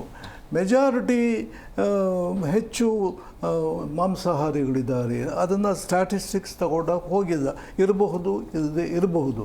ಮೆಜಾರಿಟಿ ನಾವು ಕೇಳ್ತಾ ಇದ್ದೀವಿ ಅನ್ನೋ ಕಾರಣಕ್ಕೆ ಇಂತಹ ಒಂದು ವ್ಯವಸ್ಥೆ ಬೇಕು ಅಂದಾಗ ಅದಕ್ಕೆ ಕೊಡುವ ಉತ್ತರವೇ ಬೇರೆ ಆಗುತ್ತೆ. ಮೆಜಾರಿಟಿ ಅನ್ನೋ ಪ್ರಶ್ನೆಗಲ್ಲ, ಎಷ್ಟು ಮಟ್ಟಿಗೆ ಇದು ಸಾಧ್ಯ ಸೂಕ್ತ ಅನ್ನೋದು ಕಾರ್ಯಕರ್ತರು ಅದನ್ನು ತೀರ್ಮಾನ ಮಾಡಿದ್ದಾರೆ. ಅವರು ಮಾಡಿರುವ ಅನೇಕ ತಪ್ಪುಗಳಿರಬಹುದು. ನಾವು ಸಾಹಿತ್ಯಕ್ಕಿಂತ ಇದೇ ಮುಖ್ಯ ಅಂತ ಅನ್ನೋ ರೀತಿಯಲ್ಲಿ ನಾವು ಯೋಚನೆ ಮಾಡಿದ್ರೆ ನಮಗೆ ಸಮ್ಮೇಳನಕ್ಕಿಂತ ಸಾಹಿತ್ಯದ ಚಟುವಟಿಕೆಗಳಿಗಿಂತ ಈ ವ್ಯವಸ್ಥೆಯ ಸಮಸ್ಯೆ ದೊಡ್ಡ ಭೂತವಾಗಿ ನಿಂತು ಬಿಡುತ್ತೆ. ಸರ್, ಈಗ ಈ ಸಾಹಿತ್ಯ ಸಮ್ಮೇಳನಕ್ಕಿಂತ ಊಟದ ಬಗ್ಗೆನೇ ಜಾಸ್ತಿ ಚರ್ಚೆ ಆಗ್ತಾ ಇದೆ. ಅಂದರೆ ಇಂಪಾರ್ಟೆಂಟ್ ಇದೆಯಾ ಈ ಸಮ್ಮೇಳನಕ್ಕಿಂತ ಊಟದ ಬಗ್ಗೆ? ಊಟ ಚರ್ಚೆ ಆಗಲೇಬೇಕಾಗಿದೆ. ಯಾಕಂತ ಹೇಳಿದ್ರೆ ಎಲ್ಲೇ ಹೋದರೂ ಕೂಡ ಮಧ್ಯಾಹ್ನ ಊಟ ಚೆನ್ನಾಗಿದ್ರೆ ನಮ್ಮ ಮೈಂಡ್ ಕೂಡ ಚೆನ್ನಾಗಿ ಕೆಲಸ ಮಾಡುತ್ತೆ. ಹಾಗಾಗಿ ವೆಜಿಟೇರಿಯನ್ ಊಟ ಮಾಡಿದ್ರೆ ಮೈಂಡ್ ಸರಿಯಾಗಿ ವರ್ಕ್ ಆಗಲ್ಲ ಅಂತಿಲ್ಲ, ನಮ್ಗೆ ವೆಜಿಟೇರಿಯನ್ ಕೂಡ ಇಷ್ಟ ಆಗುತ್ತೆ. ಆದರೆ ಕೆಲವರಿಗೆ ನಾನ್ ವೆಜಿಟೇರಿಯನ್ ಫುಡ್ ಬೇಕಾಗಿದೆ. ಅಂಥವ್ರಿಗೆ ನಮ್ಗೆ ಗೊತ್ತಿದೆ, ಯಂಗರ್ ಜನ್ರೇಷನ್ಸು ನಮಗಿಂತ ಇನ್ನೂ ಚಿಕ್ಕ ಮಕ್ಕಳಿಗೆ ಅವರೆಲ್ಲ ಬಂದರೆ ನಾನ್ ವೆಜಿಟೇರಿಯನ್ ಅಷ್ಟು ರೂಢೀಕರಣ ಆಗಿಬಿಟ್ಟಿದೆ. ಅವ್ರಿಗೆ ನಾನ್ ವೆಜಿಟೇರಿಯನ್ ಎಲ್ಲ ಆನ್ಲೈನೆಲ್ಲ ಬಂದುಬಿಟ್ಟಿದೆಲ್ಲ, ಎಲ್ಲ ಸ್ವಿಗ್ಗಿ ಮತ್ತು ಝೊಮ್ಯಾಟೊ ಮೂಲಕ ಆನ್ಲೈನಲ್ಲಿ ಏನು ಬೇಕೋ ಅದೆಲ್ಲ ಸಿಗ್ತಿದೆ. ಸೊ ಇಂತಹ ಒಂದು ಕಾಲದಲ್ಲಿ ಏನು ಬೇಕಾಗಿ ಸಿಗುವ ಕಾಲದಲ್ಲಿ ಇವಾಗ ತಡೆ ಮಾಡುವ ಉದ್ದೇಶವೇನು ಕ್ಲಿಯರಾಗಿ ಹೇಳಬೇಕು. ಇದು ಎಥಿಕಲ್ ರೀಸನ್ಸು, ಇದು ನಮ್ಮ ಸಂಸ್ಕೃತಿಗೆ ವಿರುದ್ಧವಾಗಿದೆ ಅಂತ ಹೇಳಬೇಕಾಗಿದೆ. ಇಲ್ಲ ಇದರಲ್ಲಿ ಒಂದು ಪ್ರಾಣಿಯನ್ನು ಕೊಂದಾಕಿ ಊಟ ಮಾಡೋದು ಆ ಪದ್ಧತಿ ಸರಿ ಇಲ್ಲ ಅಂತ ಹಂಗಾಗೋದು ಹೇಳಬೇಕಾಗಿದೆ. ಇಂಥದ್ದು ಏನು ಹೇಳದೆ ನಮಗೆ ಇಷ್ಟ ಇಲ್ಲ ಅಂತ ಹೇಳಿದ್ರೆ ಅದು ಒನ್ ಇಂಡಿವಿಜುವಲ್ ಪರ್ಸನ್ ಆಗಲಿ, ಒನ್ ಗ್ರೂಪ್ ಆಫ್ ಪರ್ಸನ್ ಆಗಲಿ, ಎಲ್ಲರಿಗೂ ಅವರು ಒಂದು ಡಿಸ್ಕಷನ್ಗೆ ಬರದೆ ತೀರ್ಮಾನ ತಗೊಳ್ಳೋಕ್ಕೆ ಅವ್ರಿಗೆ ಅಧಿಕಾರ ಇಲ್ಲ ಅಂತ ನನ್ನ ಅನಿಸಿಕೆ. ಯಾವುದೇ ಒಂದು ವಿಷಯ ಆಗಲಿ, ಇವಾಗ ಕರ್ನಾಟಕದಲ್ಲಿ ಇಲ್ಲಪ್ಪ ಇನ್ನು ಮುಂದೆ ಯಾರು ನಾನ್ ವೆಜಿಟೇರಿಯನ್ ಸೇವನೆ ಮಾಡಬಾರ್ದು ಅಂತ ಅವ್ರು ಏನಾದರೂ ಒಂದು ನಿರ್ಧಾರ ತೊಗೊಳ್ಬೇಕಾದ್ರೂ ಕೂಡ ಎಲ್ಲರ ಹತ್ರನೂ ಒಂದು ಚರ್ಚೆ ಇಟ್ಕೊಳ್ಬೇಕಾಗಿದೆ. ಹಾಗಾಗಿ ಇಲ್ಲಿ ತೀರ್ಮಾನ ತೊಗೊಳಕ್ಕೆ ಮುಂಚೆ ಇರೋರ ಹತ್ರ ಸ್ವಲ್ಪ ಮಾತಾಡಬೇಕಾಗಿತ್ತಲ್ಲ. ಮಾತಾಡದೆ ನಾನು ಅಥಾರಿಟೇರಿಯನ್ ಡಿಕ್ಟೇಟರ್ಶಿಪ್ ಮೂಲಕ ಮಾಡಬೇಕಂದ್ರೆ ಇಲ್ಲಿ ನಮ್ಮಲ್ಲಿ ಇರುವಂಥ ಈ ಸಂಸ್ಕೃತಿಯಲ್ಲಿ ಇದೆಲ್ಲ ವರ್ಕೌಟ್ ಆಗಲ್ಲ. ಯಾರೇ ಆಗಲಿ, ಇವಾಗ ನಾನು ಒಂದು ಉದಾಹರಣೆ ಕೊಡ್ತೀನಿ. ಇವಾಗ ನಮಗೆ ಇಲ್ಲಿ ಇದು ಪೋರ್ಕ್ ಆಗೋದಿಲ್ಲ, ಹಂದಿ ಮಾಂಸ ಆಗೋದಿಲ್ಲ. ಒಂದು ವೇಳೆ ಆ ಜಾಗದಲ್ಲಿ ಹಂದಿ ಮಾಂಸ ಸೇವನೆ ಮಾಡೋಕ್ಕಂತ ಅವರಲ್ಲಿ ಅಂಗಡಿ ಇಟ್ಟಿದ್ರು ಕೂಡ ಅವರವ್ರ ಇಷ್ಟ ಅಂತ ನಾವು ನೋಡ್ಕೊಂಡು ಹಾಗೆ ಮುಂದೆ ಹೋಗ್ಬೇಕಾಗಿರುತ್ತೆ. ನನಗೆ ಚಿಕನ್ ಬೇಕಂದ್ರೆ ನಾನು ಚಿಕನ್ ತೊಗೊಳ್ತೀನಿ, ಅವ್ರು ಬೇರೆಯೊಬ್ಬರಿಗೆ ಏನೋ ಬೇಕಂದ್ರೆ ಅವ್ರು ತೊಗೊಳ್ತಾರೆ. ಸೊ ಹಾಗಾಗಿ ಈ ಭಾರತದಲ್ಲಿ ಸಂವಿಧಾನದ ಅಡಿಯಲ್ಲಿ ನಾವು ಮಾತಾಡಬೇಕಾಗಿದೆ. ನನಗೆ ಹಲಾಲ್ ಮಾಂಸ ಮಾತ್ರ ಬೇಕಂದ್ರೆ ಎಲ್ಲರೂ ಹಲಾಲ್ ಮಾಂಸನೇ ತಿನ್ನಬೇಕು ಅಂತ ಹೇಳಿದರೆ ನಾನು ಡೆಮೋಕ್ರೆಟಿಕ್ ಕಂಡೀಷನ್ಗೆ ವಿರುದ್ಧವಾಗಿ ಮಾತಾಡ್ತೀನಿ. ತಿನ್ನಬಾರ್ದು ಅಂತ ಹೇಳೋದು ಅಸಂವಿಧಾನಿಕ. ಅದೇ ಹಂಗೂ ಹೇಳಂಗಿಲ್ಲ. ಅವರವರ ವೈಯಕ್ತಿಕ ವಿಚಾರ, ಅವರವರ ವೈಯಕ್ತಿಕವಾದ ವಿಚಾರ, ಇದರಲ್ಲಿ ನಾವು ಮೂಗು ತೂರಿಸಬಾರ್ದು. So that is my real ಇದು. ಏನಂದ್ರೆ ಕಂಟೆನ್ಷನ್ ಏನಂದರೆ ರೀಸನ್ ಕೊಡದೆ ಅವ್ರು ನಿರ್ಧಾರ ತಗೊಳ್ಳೋದಿದೆಯಲ್ಲ, ಅದು ಏನದು ಹಿಡನ್ ಅಜೆಂಡಾ. ರೀಸನ್ ಕೊಡಲಿ, ಏನೋ ಒಂದು ರೀಸನ್, ಇಲ್ಲ ಏನೋ ಅಸಭ್ಯತೆ ಇದೆ ಅಂತ ಹೇಳಬೇಕಾಗಿರುತ್ತೆ, ಇಲ್ಲ ಇದು ಇದರಿಂದ ಬಂದು ಯಾವ ಕಾರಣ ನಿಷೇಧ ಮಾಡಿದ್ರಿ ಅಂತ ಕಾರಣ ಇಲ್ಲದೆ ಹೆಂಗೆ ನಿಷೇಧ ಮಾಡಿದ್ರೆ. ಸಾಹಿತ್ಯ ಸಮ್ಮೇಳನದ ಕಾರ್ಯಕರ್ತರ ಬಗ್ಗೆ ಆರೋಪಗಳು ಬರ್ತಾ ಇದ್ದಾವೆ ಅನೇಕ. ಇದು ಆರೋಪ. ಅವ್ರು ನಿರ್ಬಂಧ ಮಾಡಿದ್ರು ನಾವು ಇವತ್ತು ಇದನ್ನು ಮಾಡೋದ ಅಂತ ಹೇಳಿಲ್ಲ, ನಿರ್ಬಂಧ ಮಾಡಿದ್ದಾರೆ ಅಂತಲ್ಲ. ಆಮೇಲೆ ಸಂವಿಧಾನದ ಪ್ರಶ್ನೆಯೂ ಕೂಡ ಇದು ಅಷ್ಟೊಂದು ಸಮಂಜಸ ಅಲ್ಲ. ಸಂವಿಧಾನ ಪ್ರತಿಯೊಬ್ಬರಿಗೂ ಅವರು ಊಟ, ಅವರು ಬೇಕಾದ್ದನ್ನು ತಿನ್ನೋದಕ್ಕೆ, ಆಹಾರವನ್ನು ಪಡೆಯೋದಕ್ಕೆ ಸಾಧ್ಯ ಇದೆ. ಹೌದು, ಕೊಡಿ ಅಂತ ಸಂವಿಧಾನಬದ್ಧವಾಗಿದೆ, ನಮ್ಗೆ ಇಷ್ಟ ಆಗಿದ್ದಿದೆ, ಯಾಕೆ ಕೊಡೋದಿಲ್ಲ ನೀವು? ಆಮೇಲೆ ಬೇಕಾಗಿರೋದಲ್ಲ ಮೊಳಗೆ ಕೊಡ್ತಾ ಇಲ್ಲ ಅಂತಂದ್ರೆ ಈಗ ಸಮ್ಮೇಳನದಲ್ಲಿ 4 ಲಕ್ಷ ಜನ ಬರ್ತಿದ್ದಾರೆ. ಒಂದು ವೇಳೆ ಬಾಡುಟ ಇದೆ ಅಂತಂದ್ರೆ 10 ರಿಂದ 15 ಲಕ್ಷ ಜನಸಂಖ್ಯೆ ಏರಿಕೆ ಆಗುವಂತ ಸಾಧ್ಯತೆ. ನೀವು ಕೊಡಿ ಆಗೋದಿಲ್ಲ ಸ್ವಾಮಿ, ನೀವು ಕೂಗ್ಸಟ್ಟೆ ಕೊಡೋದು ಬೇಡ ಸರ್. ನಾನು ಹೇಳ್ತಾರೆ ಅಲ್ಲಿರೋ ಮಳಿಗೆಗೆ ಅವಕಾಶ ಕೊಡಿ, ಆಯ್ತಾ? ಅದನ್ನ ಹಣ ಕೊಟ್ಟು ತಗೊಳ್ತಾರೆ ನಿಮಗೆ, ನೀವೇ ದುಡ್ಡು ಕೊಟ್ಟು ಕೊಡಬೇಡಿ ನಮಗೆ. ಅವು ಇಲ್ಲಿ ಪ್ರಶ್ನೆ ಇರೋದೇನು, ಮಳೆಗೆ ಹಾಕಲಿಕ್ಕೆ, ಮಳಿಗೆಯನ್ನು ನಡೆಸಲಿಕ್ಕೆ ಪರ್ಮಿಷನ್ ಬೇಕು ಅಂತಂದ್ರೆ ನಾನ್ ವೆಜ್ಜು ಬಾಡೂಟ ಇಲ್ಲ ಅಲ್ವಾ? ಯಾಕೆ ನೀವು ಕೊಡ್ತಾ ಇಲ್ಲ? ಅವ್ರು ಹೇಳ್ತಾ ಇರೋದು ರೀಸನ್ ಅನ್ನು ಹೇಳ್ತಾ ಇರೋದು. ನಾವು ಹೇಳೋದು ಸಂವಿಧಾನಿಕವಾಗಿ ಮಾತಾಡಬೇಕಾದಂಥ ಸಂದರ್ಭದಲ್ಲಿ ನಾನು ಇಲ್ಲಿ ವೆಜಿಟೇರಿಯನ್ ಫುಡ್ ಸ್ಟಾಲ್ ಇಡ್ತೀನಿ, ಇನ್ನೆಲ್ಲೋ ನಾನ್ ವೆಜಿಟೇರಿಯನ್ ಫುಡ್ ಸ್ಟಾಲ್ ಇಟ್ಕೊಳ್ಳಿ. ಅವರು ಇಲ್ಲೆಲ್ಲ ಚಿಕನ್ ಮಾಡಲಿ, ಎಲ್ಲ ಮಟನ್ ಮಾಡಲಿ, ಇಷ್ಟ ಆಯ್ತವ್ರು. ನೀವು ಇದಿರಲ್ಲ ಸರ್, ನೀವು ಹೋಗ್ಬಿಟ್ಟು ಮೊಸರನ್ನ ತಿನ್ನಿ, ನಾನು ಹೋಗ್ಬಿಟ್ಟು ಚಿತ್ರಾನ್ನ ತಿಂತೀನಿ, ಇವ್ರು ಹೋಗ್ಬಿಟ್ಟು ಬಿರಿಯಾನಿ ತಿನ್ನಲಿ, ತಪ್ಪೇನಿದೆ? ನಾನು ಹೇಳ್ತಾ ಇರೋದು ಸರ್ವ ಜನಾಂಗದ ಶಾಂತಿಯ ತೋಟ ನಮ್ಮದು, ಎಲ್ಲರ ಊಟವು ಎಲ್ಲರಿಗೂ ಬೇಕಾಗಿದೆ. ಆದ್ದರಿಂದ ಅದು ಯಾರೋ ಒಬ್ಬ ವೈಯಕ್ತಿಕವಾದ ಒಂದು ಮಠದ್ದೋ ಒಂದು ಯಾವುದಾದ್ರೂ ಗುರುಮಠದ್ದು ಫಂಕ್ಷನ್ ಅಲ್ಲ. ಅದು ಇರೋದು ಸರ್ವ ಜನಾಂಗ ಅಂದ್ರೆ ಏನು, ಸಮಸ್ತ ಕನ್ನಡಿಗರ ಸಂಬಂಧಪಟ್ಟಂಥದ್ದು. ಆದ್ದರಿಂದ ಅಲ್ಲಿ ಕೇಳಿದ್ದೇನು, ಮಳಿಗೆ ಇಡಲಿಕ್ಕೆ ಬೇಕಾದಂಥ ಪ್ರಶ್ನೆ. ಇವಾಗ ಮಳಿಗೆ ಇಡಕ್ಕೆ ನಿಮ್ಗೆ ಏನ್ ನಷ್ಟ ರೀ? ನಮ್ಗೆ ಕೊಡ್ರಿ, ಬೇಕಾಗಿಲ್ಲ, ನಾವೇ ಇಡ್ತೀವಿ ಅಂತ ಹೇಳ್ತಾ ಇದ್ದಾರೆ. ಇವಾಗ ಏನ್ ಮಾಡ್ತಾ ಇದ್ರಿ? ಈಗ ನಾವು ಮನೆಗೆ ಒಂದೊಂದು ಕೋಳಿಯನ್ನ ಕಲೆಕ್ಟ್ ಮಾಡ್ಕೊಂಡ್ಬಿಟ್ಟು ನಾವು ಚಿಕನ್ ಮಾಡಿ ಹಾಕ್ತೀವಿ ಅಂತ ಹೇಳ್ಬಿಟ್ಟು ಈಗ ಒಂದು ಗ್ರೂಪ್ ಆಫ್ ದ ಪೀಪಲ್ ಇದ್ದಾರೆ. ಬಾಡೇನನ್ ಗಾಡು ಅಂತ ಹೇಳ್ಬಿಟ್ಟು ಒಂದು ಗ್ರೂಪ್ ಆಫ್ ಪೀಪಲ್ ರೆಡಿ ಆಗಿದ್ದಾರೆ ಇವಾಗ. ಮಾತಾಡೋಣ ಸರ್. ಮತ್ತೊಬ್ಬರು ಗೆಸ್ಟ್ ಜಾಯ್ನ್ ಆಗಿದ್ದಾರೆ, ವೆಲ್ಕಮ್ ಮಾಡ್ಬಿಡ್ತೀನಿ ಸರ್. ಒಂದೇ ನಿಮಿಷ, ಗೆಸ್ಟ್ ಜಾಯ್ನ್ ಆಗಿದ್ದಾರೆ, ವೆಲ್ಕಮ್ ಮಾಡ್ಬಿಡ್ತೀನಿ. ಚಿಂತಕರಾಗಿರುವಂಥ ವಡ್ಡಗೆರೆ ನಾಗರಾಜಯ್ಯ ಅವರು ಸರ್, ಕಾರ್ಯಕ್ರಮಕ್ಕೆ ಆತ್ಮೀಯವಾದಂಥ ಸ್ವಾಗತ. ನಮಸ್ಕಾರ. ಏನ್ ಸರ್, ಈಗ ಮಂಡ್ಯದಲ್ಲಿ ಜೋರಾಗಿ ನಡೀತಾ ಇದೆ, ಒಟ್ಟಿನಲ್ಲಿ ಅವಕಾಶ ಕೊಟ್ಟಿಲ್ಲ ಅಂತಂದ್ರೆ ನಾವೇ ಕೋಳಿ ತಗೊಂಡು ಹೋಗ್ತೀವಿ ಅಂತ. ಈಗ ಕನ್ನಡ ಸಾಹಿತ್ಯ ಸಮ್ಮೇಳನದಲ್ಲಿ ಅವರೇನು ತಂಬಾಕು, ಮದ್ಯ ಮತ್ತು ಮಾಂಸ ಇವು ಮೂರನ್ನು ಜೊತೆಗೆ ಬೆರೆಸಿ ಹೇಳ್ತಾವ್ರೆ. ಹಾಗೆ ಅವರು ತಂಬಾಕು ಮತ್ತೆ ಮದ್ಯ ನಾವು ಇಷ್ಟಪಡೋದಿಲ್ಲ, ಅಲ್ಲಿ ಸಾರ್ವಜನಿಕವಾದಂತಹ ಸಾಹಿತ್ಯ ಸಮ್ಮೇಳನದಲ್ಲಿ ಬೇಡ, ತಂಬಾಕು ಮದ್ಯ ಬೇಡ. ಆದ್ರೆ ಮಾಂಸಾಹಾರದ ವಿಚಾರಕ್ಕೆ ಬಂದಾಗ ಈ ನೋಡಿ, ಈಗ ಸಸ್ಯಾಹಾರ ಅನ್ನೋದು ಕೂಡ ಒಂದು ಭ್ರಮೆ. ಯಾಕಂದ್ರೆ ಸಂಪೂರ್ಣ ಸಸ್ಯಾಹಾರಿಗಳು ಯಾರೂ ಇಲ್ಲ.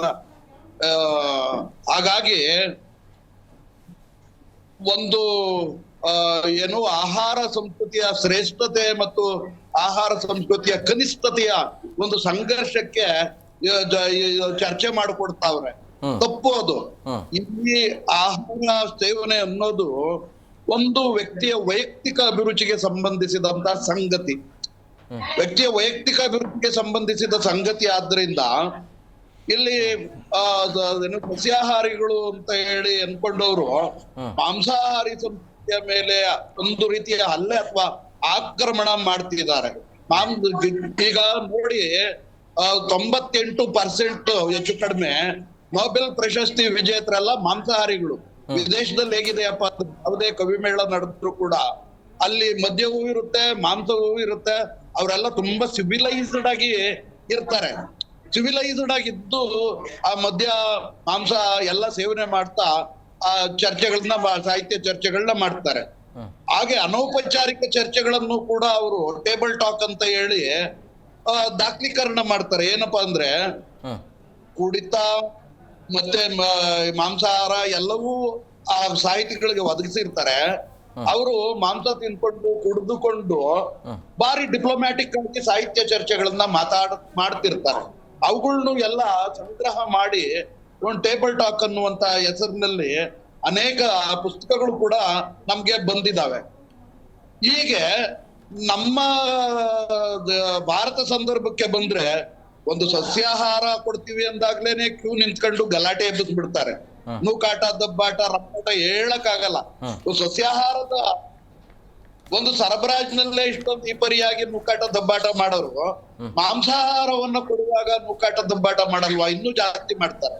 ಆದ್ರೆ ಏನಪ್ಪಾ ಮಾಡ್ಬೇಕು ಅಂದ್ರೆ ಇದನ್ನ ಹೆಚ್ಚು ನಾಗರಿಕಗೊಳಿಸ್ಬೇಕು, ಮಾಂಸಾಹಾರವನ್ನ ನಾಗರಿಕಗೊಳಿಸ್ಬೇಕು. ಯಾಕಂದ್ರೆ ನಾವು ಮಾಂಸಾಹಾರವನ್ನ ಒಳಪಡಿಸ್ತೇವೆ ಅಂತಂದ್ರೆ ಅಲ್ಲಿ ಏನು ಪಕ್ಷಿಗಳು ಹಾರಿ ಬರ್ತವೆ, ಬೆಕ್ಕುಗಳು ಬರ್ತವೆ, ಇಲ್ಲಿ ಯಜ್ಞಗಳು ಬರ್ತವೆ, ನಾಯಿಗಳು ಬರ್ತವೆ, ಎಲ್ಲ ಜಾಸ್ತಿ ಇರುತ್ತೆ.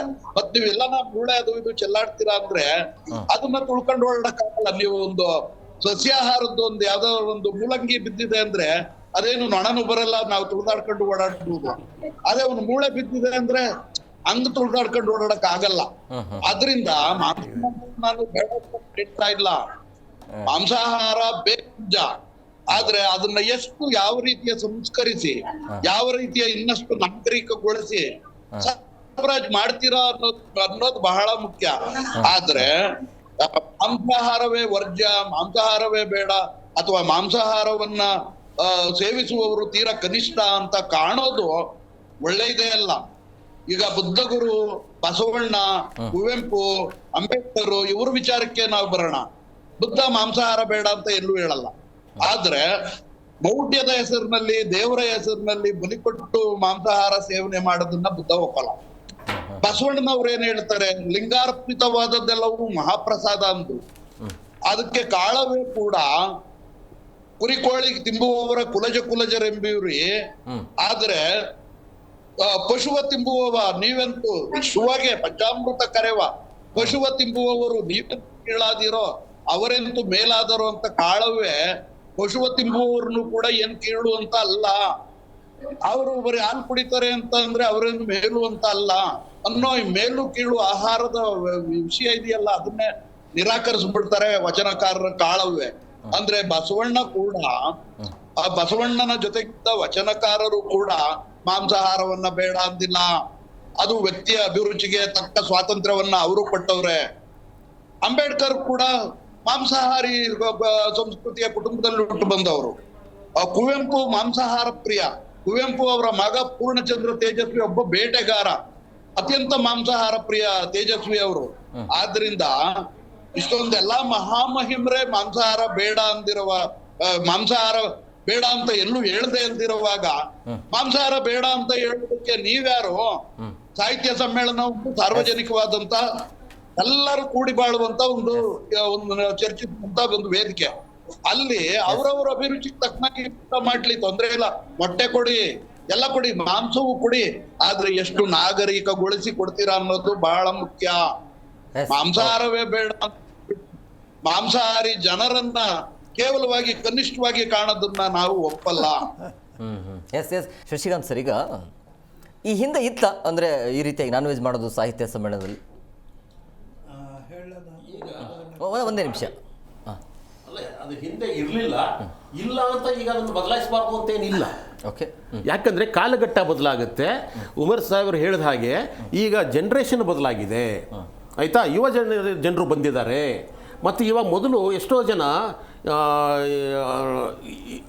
ಇವನ್ ಬ್ರಾಹ್ಮಣ ಸಮುದಾಯರಾಗಿರ್ಬೋದು, ಕೆಲವು ಅಬ್ರಾಹ್ಮಣರು ಆಗಿರ್ಬೋದು, ಮಾಂಸವನ್ನು ಗುಟ್ಟಾಗಿ ತಿಂತಾಯಿದ್ರು. ಯಾರು ಗೊತ್ತಾಗದೆ ಹೋಗಿ ತಿನ್ಕೊಂಬರ್ತಕ್ಕಂಥ ವ್ಯವಸ್ಥೆಯನ್ನು ಮಾಡ್ಕೊತಿದ್ರು. ಇವಾಗ ಅದೆಲ್ಲ ಉಳಿದಿಲ್ಲ, ಮಡೆ ಮೇಲಿಗೆ ಎಲ್ಲ ಉಳಿದಿಲ್ಲ, ಅವರು ಇಷ್ಟ ಬಂದದ್ದನ್ನು ತಿಂತಾ ಇದ್ದಾರೆ.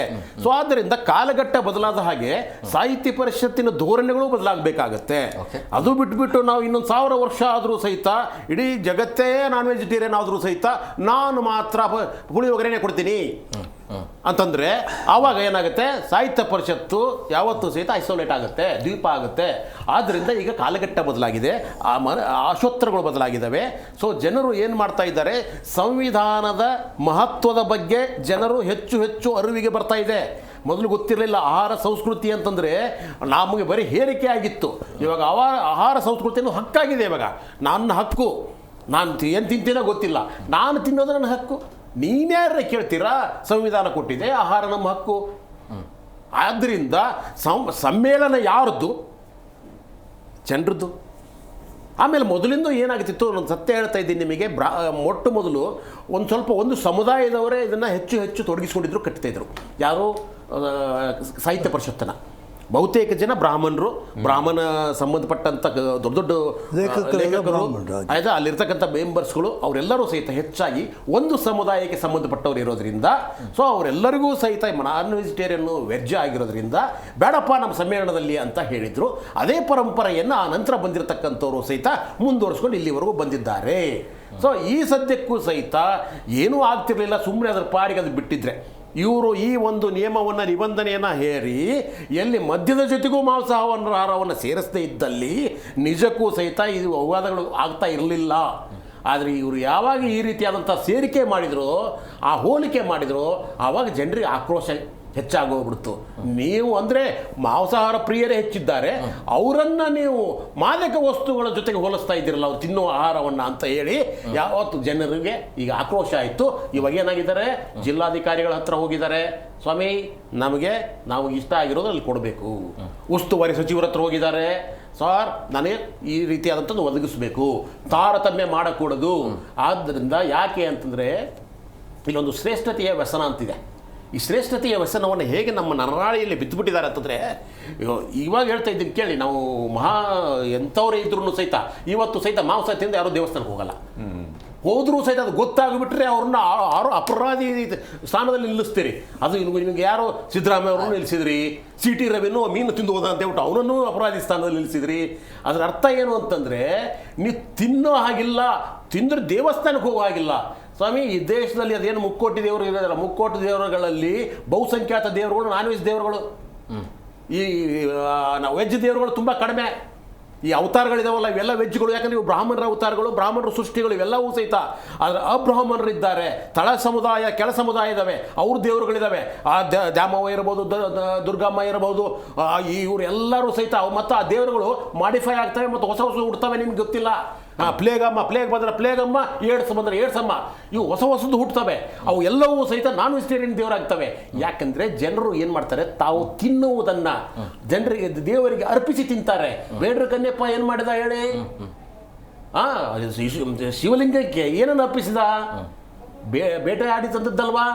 ಹೋಗಿ ನೀವು ರಾಮಾಯಣ ಬರೆದ್ರಲ್ಲಪ್ಪ ವಾಲ್ಮೀಕಿಗಳು, ಯಾರು ಅವರು? ರಾಮಾಯಣ ಬರೆದಿರತಕ್ಕಂಥವ್ರು ಬೇಟೆ ಆಡಿ ಬದುಕ್ತವನು, ಮಾಂಸ ತಿಂದು ಬದುಕ್ತಕ್ಕಂಥವ್ರು ಅಲ್ವಾ? ಹಾಗಾದಾಗ ಇನ್ನೂ ನಿಮ್ಗೆ ಹೇಳಿಲ್ಲ, ವೇದ ಕಾಲಕ್ಕೆ ಹೋಗಿ, ಸನಾತನ ಕಾಲಕ್ಕೆ ಹೋಗಿ, ಆವಾಗೂ ಸಹಿತ ಯಜ್ಞ ಯಾಗಾದಿಗಳ ಕಾಲದಲ್ಲಿ ಎಲ್ಲರೂ ಸಹಿತ ಎಳೆ ಕರುವಿನ ಮಾಂಸ, ನೆನಪಿರು, ಸುಮ್ಮನೆ ಅಲ್ಲ, ಎಳೆ ಕರುವಿನ ಮಾಂಸವನ್ನು ಹತ್ಯೆ ಮಾಡಿ ಹಂಚಿ ತಿಂತಾ ಇದ್ರು ಋಷಿ ಮುನಿಗಳು, ಬ್ರಾಹ್ಮಣರ ಕುಲೋತ್ತಮರು ಅಲ್ವಾ? ಇಂಥದ್ದು ನಮ್ಮ ಚರಿತ್ರೆ ಇದೆ, ನಮ್ಮ ಪುರಾಣ ಇದೆ. ಇಂಥ ಸಂದರ್ಭದಲ್ಲಿ ಆ ನಂತರ ಬುದ್ಧನ ಕಾಲದಿಂದ ನಂತರ ಬದಲಾಗಿದಾರಲ್ಲ ಇವರು ಬ್ರಾಹ್ಮಣ್ಯದ ಜನ, ಅವರು ಏನು ಮಾಡ್ತಾ ಇದ್ದಾರೆ ಅಂತಂದರೆ ಒಂದು ಶ್ರೇಷ್ಠತೆ ವ್ಯಸನವನ್ನು ಬಿತ್ತಾ ಇದ್ದಾರೆ. ಯಾರು ಮಾಂಸಾಹಾರ ತಿಂತಾರೆ ಅವರು ಶ್ರೇಷ್ಠರಲ್ಲ, ಮಾಂಸಾಹಾರ ಅಪವಿತ್ರ ಅಂತ ಹೇಳ್ತಾ ಇದ್ದಾರೆ. ಸರ್, ನೀವು ಮಾಂಸಾಹಾರ ತಿನ್ನಲ್ಲ ನಿಜ, ಆದರೆ ಮಾಂಸಾಹಾರ ತಿಂತೀರಿ ನೀವು. ಯಾಕೆ ಅಂತಂದರೆ ಪ್ರತ್ಯಕ್ಷವಾಗಿ ತಿನ್ನುವುದು ಮತ್ತು ಪರೋಕ್ಷವಾಗಿ ತಿನ್ನುವುದು ಎರಡು ಥರ ಇದೆ.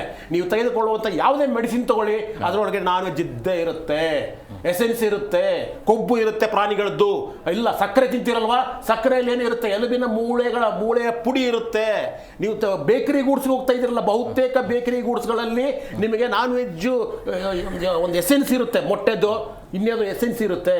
ಅಂದರೆ ನೀವು ಸೇವಿಸುವ ಯಾವುದೇ ಔಷಧಿಯಲ್ಲೂ ಸಹಿತ ನಾನ್ ವೆಜ್ ಗುಣಗಳು ಇರುವುದರಿಂದ ನೀವು ವೆಜಿಟೇರಿಯನ್ ಅಂತ ಹೇಗೆ ಹೇಳ್ತೀರಿ?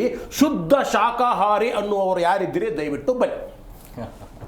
ಈಗ ಮಾತಾಡಲಿಲ್ಲ, ಅವ್ರದ್ದೊಂದು ರಿಯಾಕ್ಷನ್ ತೊಗೊಂಡ್ಬಿಡ್ತೀನಿ. ಸರ್, ಈಗ ಮಂಡ್ಯದಲ್ಲಿ ಬ್ರಾಹ್ಮಣರು ಮೇಲುಗೈಯನ್ನು ಸಾಧಿಸಬಾರದು, ಜೊತೆಗೆ ಈ ಮಾಂಸಾಹಾರ ಮತ್ತು ರಾಗಿ ಮುದ್ದಿಗೆ ಅವಮಾನ ಆಗಬಾರ್ದು, ಕಳಂಕ ತರಬಾರ್ದು ಅನ್ನುವಂಥ ನಿಟ್ಟಿನಲ್ಲಿ ಏನಾದರೂ ಹೋರಾಟ ನಡೀತಾ ಇದೆಯಾ ಆ ಭಾಗದಲ್ಲಿ? ನನಗೇನು ಅಂಥದ್ದೇನು ಗೊತ್ತಾಗ್ತಿಲ್ಲ ಅದರಲ್ಲಿ. ಅಂದರೆ ಇದ್ರ ಹಿಂದೆ ಏನು ಉದ್ದೇಶ ಇದೆ ಅಂತ ನಂಗೆ ಗೊತ್ತಾಗ್ತಿಲ್ಲ. ಒಟ್ಟಿನಲ್ಲಿ ಸುದ್ದಿ ಅಂತೂ ನನ್ನ ಕಿವಿಗೆ ಬಂದಿದೆ ಇವಾಗ. ಅಂದರೆ ಇದರಲ್ಲಿ ಏನೋ ಒಂದು ರಾಜಕೀಯ ಕಾರಣ ಇರ್ಬೋದಾ ಅಂತ ನೋಡಕ್ ಹೋದ್ರೆ, ಸರ್, ರಾಜಕೀಯ ಅಲ್ಲ, ಇದು ಧಾರ್ಮಿಕ ರಾಜಕೀಯ. ಇದು ರಾಜಕೀಯ ಚಿಂತಕರು ಅದಕ್ಕೆ ಬಂದಿದ್ದಾರೆ, ಧಾರ್ಮಿಕ ರಾಜಕೀಯ ಅಂತ ನಾವು ರಾಜಕೀಯದ ಒಂದು ದೃಷ್ಟಿಕೋನದಲ್ಲಿ ನೋಡಿದ್ರು ಕೂಡ ಇವಾಗ ಹಿಂದುತ್ವ ಬಂದು ಎಲ್ಲ ಕಡೆನೂ ಹರಡ್ತಾ ಇದೆ. ಇವಾಗ ಒಂದು ಅವ್ರ ದೃಷ್ಟಿನಲ್ಲಿ ಏನಂದ್ರೆ ಹಿಂದುತ್ವ ಅಂದ್ರೆ ವೆಜಿಟೇರಿಯನಿಸಮ್ ಅಂತ ಅನ್ಕೊಂಡಿದ್ದಾರೆ. ಹೇಳಿದಂಗೆ ನಾನು ಒಂದು ಪುಸ್ತಕ ಓದಿದೆ, MK ಗಾಂಧಿ, ನಮ್ಮ ಮಹಾತ್ಮ ಗಾಂಧಿ ಅವರ ಪುಸ್ತಕ ದ ಹಿಂದೂ ಧರ್ಮ ಅಂತ. ಅದರಲ್ಲಿ ಗಾಂಧಿ ಅವರು ಹೇಳ್ಕೊಳ್ತಾರೆ, the Hindus of the world, the Brahmins of the world were beef eaters ಅಂತ. ಅಲ್ಲಿವರೆಗೂ ಅಂದರೆ ಅವ್ರ ಮಾತು, ನನ್ನ ಮಾತಿಲ್ಲ, ಕೇಸ್ ಮಾಡಬೇಕಾದ್ರೆ ಅವರನ್ನೇ ಹುಡ್ಬೇಕಾಗುತ್ತೆ, ನಮ್ಮ ಮೇಲೆ ಹಾಕೋಕ್ಕಾಗಲ್ಲ.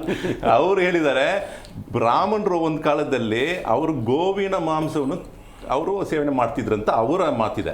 ಸೊ ಅದಕ್ಕೆ ಅವರು ಒಂದು ವ್ಯಾಖ್ಯಾನ ಕೂಡ ಕೊಡ್ತಾರೆ. ಬಟ್ ಏನಂದರೆ ಇದೆಲ್ಲ ನಮ್ಮ ಹಿಸ್ಟ್ರಿ. ಯಾರ ಹಿಸ್ಟ್ರಿ? ನಮ್ಮ ಪೂರ್ವಜರ ಹಿಸ್ಟ್ರಿ ಅಂತ ನಾನು ಅನ್ಕೋತೀನಿ. ಇವಾಗ ನಾವೆಲ್ಲ ಕೂಡ ಒಂದು ಕಾಲದಲ್ಲಿ ಈ ಮಣ್ಣಿನ ಮಕ್ಕಳಾಗಿ ನಾವು ಬಂದಿದ್ದೀವಿ. ನೋಡೋಕ್ಕೆ ನಮ್ಮ ಧರ್ಮ ಬೇರೆ ಆಗಿರ್ಬೋದು, ನಮ್ಮ ವೇಷ ಡ್ರೆಸ್ಸಿಂಗ್ ಎಲ್ಲ ಚೇಂಜ್ ಆಗಿರ್ಬೋದು, ಬಟ್ ಎಲ್ಲ ಒಂದೇ ರಕ್ತನೇ, ಏನು ಡಿಫ್ರೆನ್ಸ್ ಆಗಿಲ್ಲ. ಇವಾಗ ಏನಂದರೆ ಸಿದ್ಧಾಂತದ ಮೇಲೆ ನಾವು ಚರ್ಚೆ ಮಾಡಬೇಕಾಗಿದೆ. ಇವಾಗ ಇರೋದೇನೆಂದರೆ, ವೈ ಇಸ್ ಇಟ್ ರಾಂಗ್? ಇವಾಗ ಇಷ್ಟು ಮಟ್ಟಿಗೆ ಎಲ್ಲ ಒಂದಾಗಿ ಸೇರಿಸ್ಬಿಟ್ಟಿದಾರಲ್ಲ. ಇವಾಗ ಮದ್ಯಪಾನ, ಧೂಮಪಾನ ಮತ್ತು ಮಾಂಸಾಹಾರಿಗಳು ಎಲ್ಲ ಒಂದಾಗ್ಬಿಟ್ಟಿದ್ದಾರೆ. ಯಾಕೆ ಅದು ತಪ್ಪು ಅಂತ ಆ ಚರ್ಚೆಗೆ ನಾವು ಸಿದ್ಧವಾಗಿದ್ವಿ. ಈ ಚರ್ಚೆ ಬೇಕೇ ಬೇಕಾಗಿದೆ. ಯಾಕಂತ ಹೇಳಿದ್ರೆ ಎಲ್ಲ ಕಡೆನೂ ಒಂದು ರೀತಿಯಲ್ಲಿ ನೋಡೋ ರೀತಿ ಇದೆಯಲ್ಲ, ಇವರು ಏನೋ ಒಂದು ಪಾಪ ಮಾಡ್ತಿದ್ದಾರೆ, ಇವರು ಏನೋ ತಪ್ಪು ಮಾಡ್ತಿದ್ದಾರೆ. ತಪ್ಪು ಮಾಡೋದು ಅದು ಹೆಂಗೆ ತಪ್ಪಾಗತ್ತೆ? ನೋಡಿ, ಇವಾಗ ಪೀಠ ಇದೆ, people for ethical treatment of animals ಅಂತ ಒಂದು ಇದೆ. ಅವ್ರು ಏನು ಮಾಡ್ತಾರೆ, ವೆಸ್ಟರ್ನ್ ಕಂಟ್ರೀಸ್ನಲ್ಲಿ ಬೆತ್ತಲೆಯಾಗಿ ಹೋಗಿ ಹೋರಾಟ ಮಾಡೋರು. ಏನಂತ ಹೇಳಿ, ನೀವು ಮಾಂಸಾಹಾರಿಯಾಗಿ ಇರಬಾರ್ದು ಅಂದರೆ ಅವ್ರು ಕಡ್ಡಾಯಗೊಳಿಸ್ತಿದ್ದಾರೆ, you should not eat non vegetarian food ಅಂತ. ಇವಾಗ ಎಷ್ಟು ಮಟ್ಟಿಗೆ ಅವರು ಆ ಸಿದ್ಧಾಂತ ಪ್ರಕಾರ ಜೀವನ ಮಾಡ್ತೀನಿ ನೋಡೋಕೆ ಹೋದರೆ, ಅಲ್ಲಿ ಪೀಠದಲ್ಲಿ ಬರುವ ಆ ಒಂದು ಏನೋ ಇದಿದಲ್ಲ, ಸೇಫ್ಟಿಗೆ ಕೊಡೋಕ್ಕೋಸ್ಕರ ಒಂದು ಜಾಗ ಮಾಡ್ಕೊಂಡಿದ್ದಾರೆ, ನಾಯಿಗಳೆಲ್ಲ ಬಂದಿರುತ್ತೆ ಅಲ್ಲಿ. ಅವ್ರಿಗೆ ಜೋಪಾನವಾಗಿ ನೋಡೋಕ್ಕೆ ಸಾಧ್ಯ ಇಲ್ಲದ ಕಾರಣಕ್ಕೋಸ್ಕರ ಅವರನ್ನು ಮರ್ಸಿ ಕಿಲ್ಲಿಂಗ್ಗೆ ಒಳಗೊಡಿಸ್ತಾ ಇದ್ದಾರೆ. ಅಂದರೆ they are killing it with medicines. ಯಾಕಂದರೆ ಅದು ನಾವು ನೋಡ್ಕೊಳಕ್ಕಾಗ್ತಲ್ಲ, ಎಷ್ಟು ನಾಯಿಗಳು ಬಂದರೆ ಮಿಲಿಯನ್ಸ್ ಆಫ್ ಡಾಗ್ಸನ್ನು ನಾವು ನೋಡ್ಕೊಳಕ್ಕಾಗಲ್ಲ. ಆದ್ದರಿಂದ ಅದಕ್ಕೆ ಮರ್ಸಿ ಕಿಲ್ಲಿಂಗ್ ಮಾಡ್ತಿದ್ದೀವಿ, ಅಂದರೆ ಅದನ್ನು ಸಾಯಿಸ್ತಾ ಇದ್ದಾರೆ. ಇದರಲ್ಲಿ ಏನು ಮರ್ಸಿ ಕಿಲ್ಲಿಂಗ್? ಮೆಡಿಸಿನ್ ಹಾಕಿ ಕೊಂದಾಗ್ಬಿಟ್ರೆ ಅದು ನಾಯಿ ಆಗ್ಬಿಡತ್ತಾ? ಅಂದರೆ ಇಲ್ಲಿ ಏನಾಗ್ತಿದೆ ಅಂದರೆ, ಅವರು ಮಾತಾಡೋದಕ್ಕೂ ಅವ್ರು ಮಾಡೋದಕ್ಕೂ, ಅವರ ನುಡಿ ಮತ್ತು ಅವ್ರ ನಡೆ ಎರಡಕ್ಕೂ ಕಂಪ್ಯಾಟಿಬಿಲಿಟಿ ಇಲ್ಲ. ಎರಡು ಒಂದೇ ರೀತಿ ನೀವು ಆಗ್ತಿಲ್ಲ, ಚಾನ್ಸ್ ಇಲ್ಲ. ನಾನು ಅದೇ ನಿಮ್ಮ ಮುಂಚೆ ಹೇಳಿರೋದು, ಇವಾಗ ನೀವು ವ್ಯವಸಾಯಿ ಕೃಷಿ ಕಾರ್ಯ ಮಾಡೋನು ಕೂಡ ಪೆಸ್ಟಿಸೈಡ್ ಉಪಯೋಗ ಮಾಡಲೇಬೇಕಾಗಿರುತ್ತೆ. ಪೆಸ್ಟಿಸೈಡ್ ಉಪಯೋಗ ಮಾಡದೆ ಆ ಏನದು ವರ್ಮ್ಸ್ ಎಲ್ಲ ಕೊಂದು ಹಾಕದೆ ನಮ್ಮ ಮನೆಗೆ ಧಾನ್ಯಗಳು ಬರೋಕ್ಕೆ ಸಾಧ್ಯತೆ ಇಲ್ಲ. ಮತ್ತು ಕೊಂದು ಹಾಕದೆ ನೀವು ನಿಮ್ಮ ಮನೆಗೆ ಅಕ್ಕಿ ತರೋಕ್ಕೆ ಸಾಧ್ಯ ಇದೆಯಾ ಅಂತ ನನ್ನ ಪ್ರಶ್ನೆ ಇರೋದು. ಮತ್ತು ಹೇಳಿದಂಗೆ ಎಲ್ಲ ನೀವು ನೋಡಿ, ರಾಜ್ಯಕ್ಕೆ ನೋಡೋಕೆ ಹೋದರೆ ನಾವೇ ಬೇಡ ಅಂತ ಹೇಳ್ತೀವಿ. ಏನೋ ಗೋಮಾಂಸ ಬೇಡ ಅಂತ ಹೇಳೋರು ನಾವೇ, ಅಧಿಕವಾಗಿ ರಫ್ತು ಮಾಡೋರು ನಾವೇ. ಆಫ್ಟರ್ ಬ್ರೆಜಿಲ್ ಸೆಕೆಂಡ್ ಪ್ಲೇಸ್ನಲ್ಲಿ ಇದ್ದೀವಿ ನಾವೇ.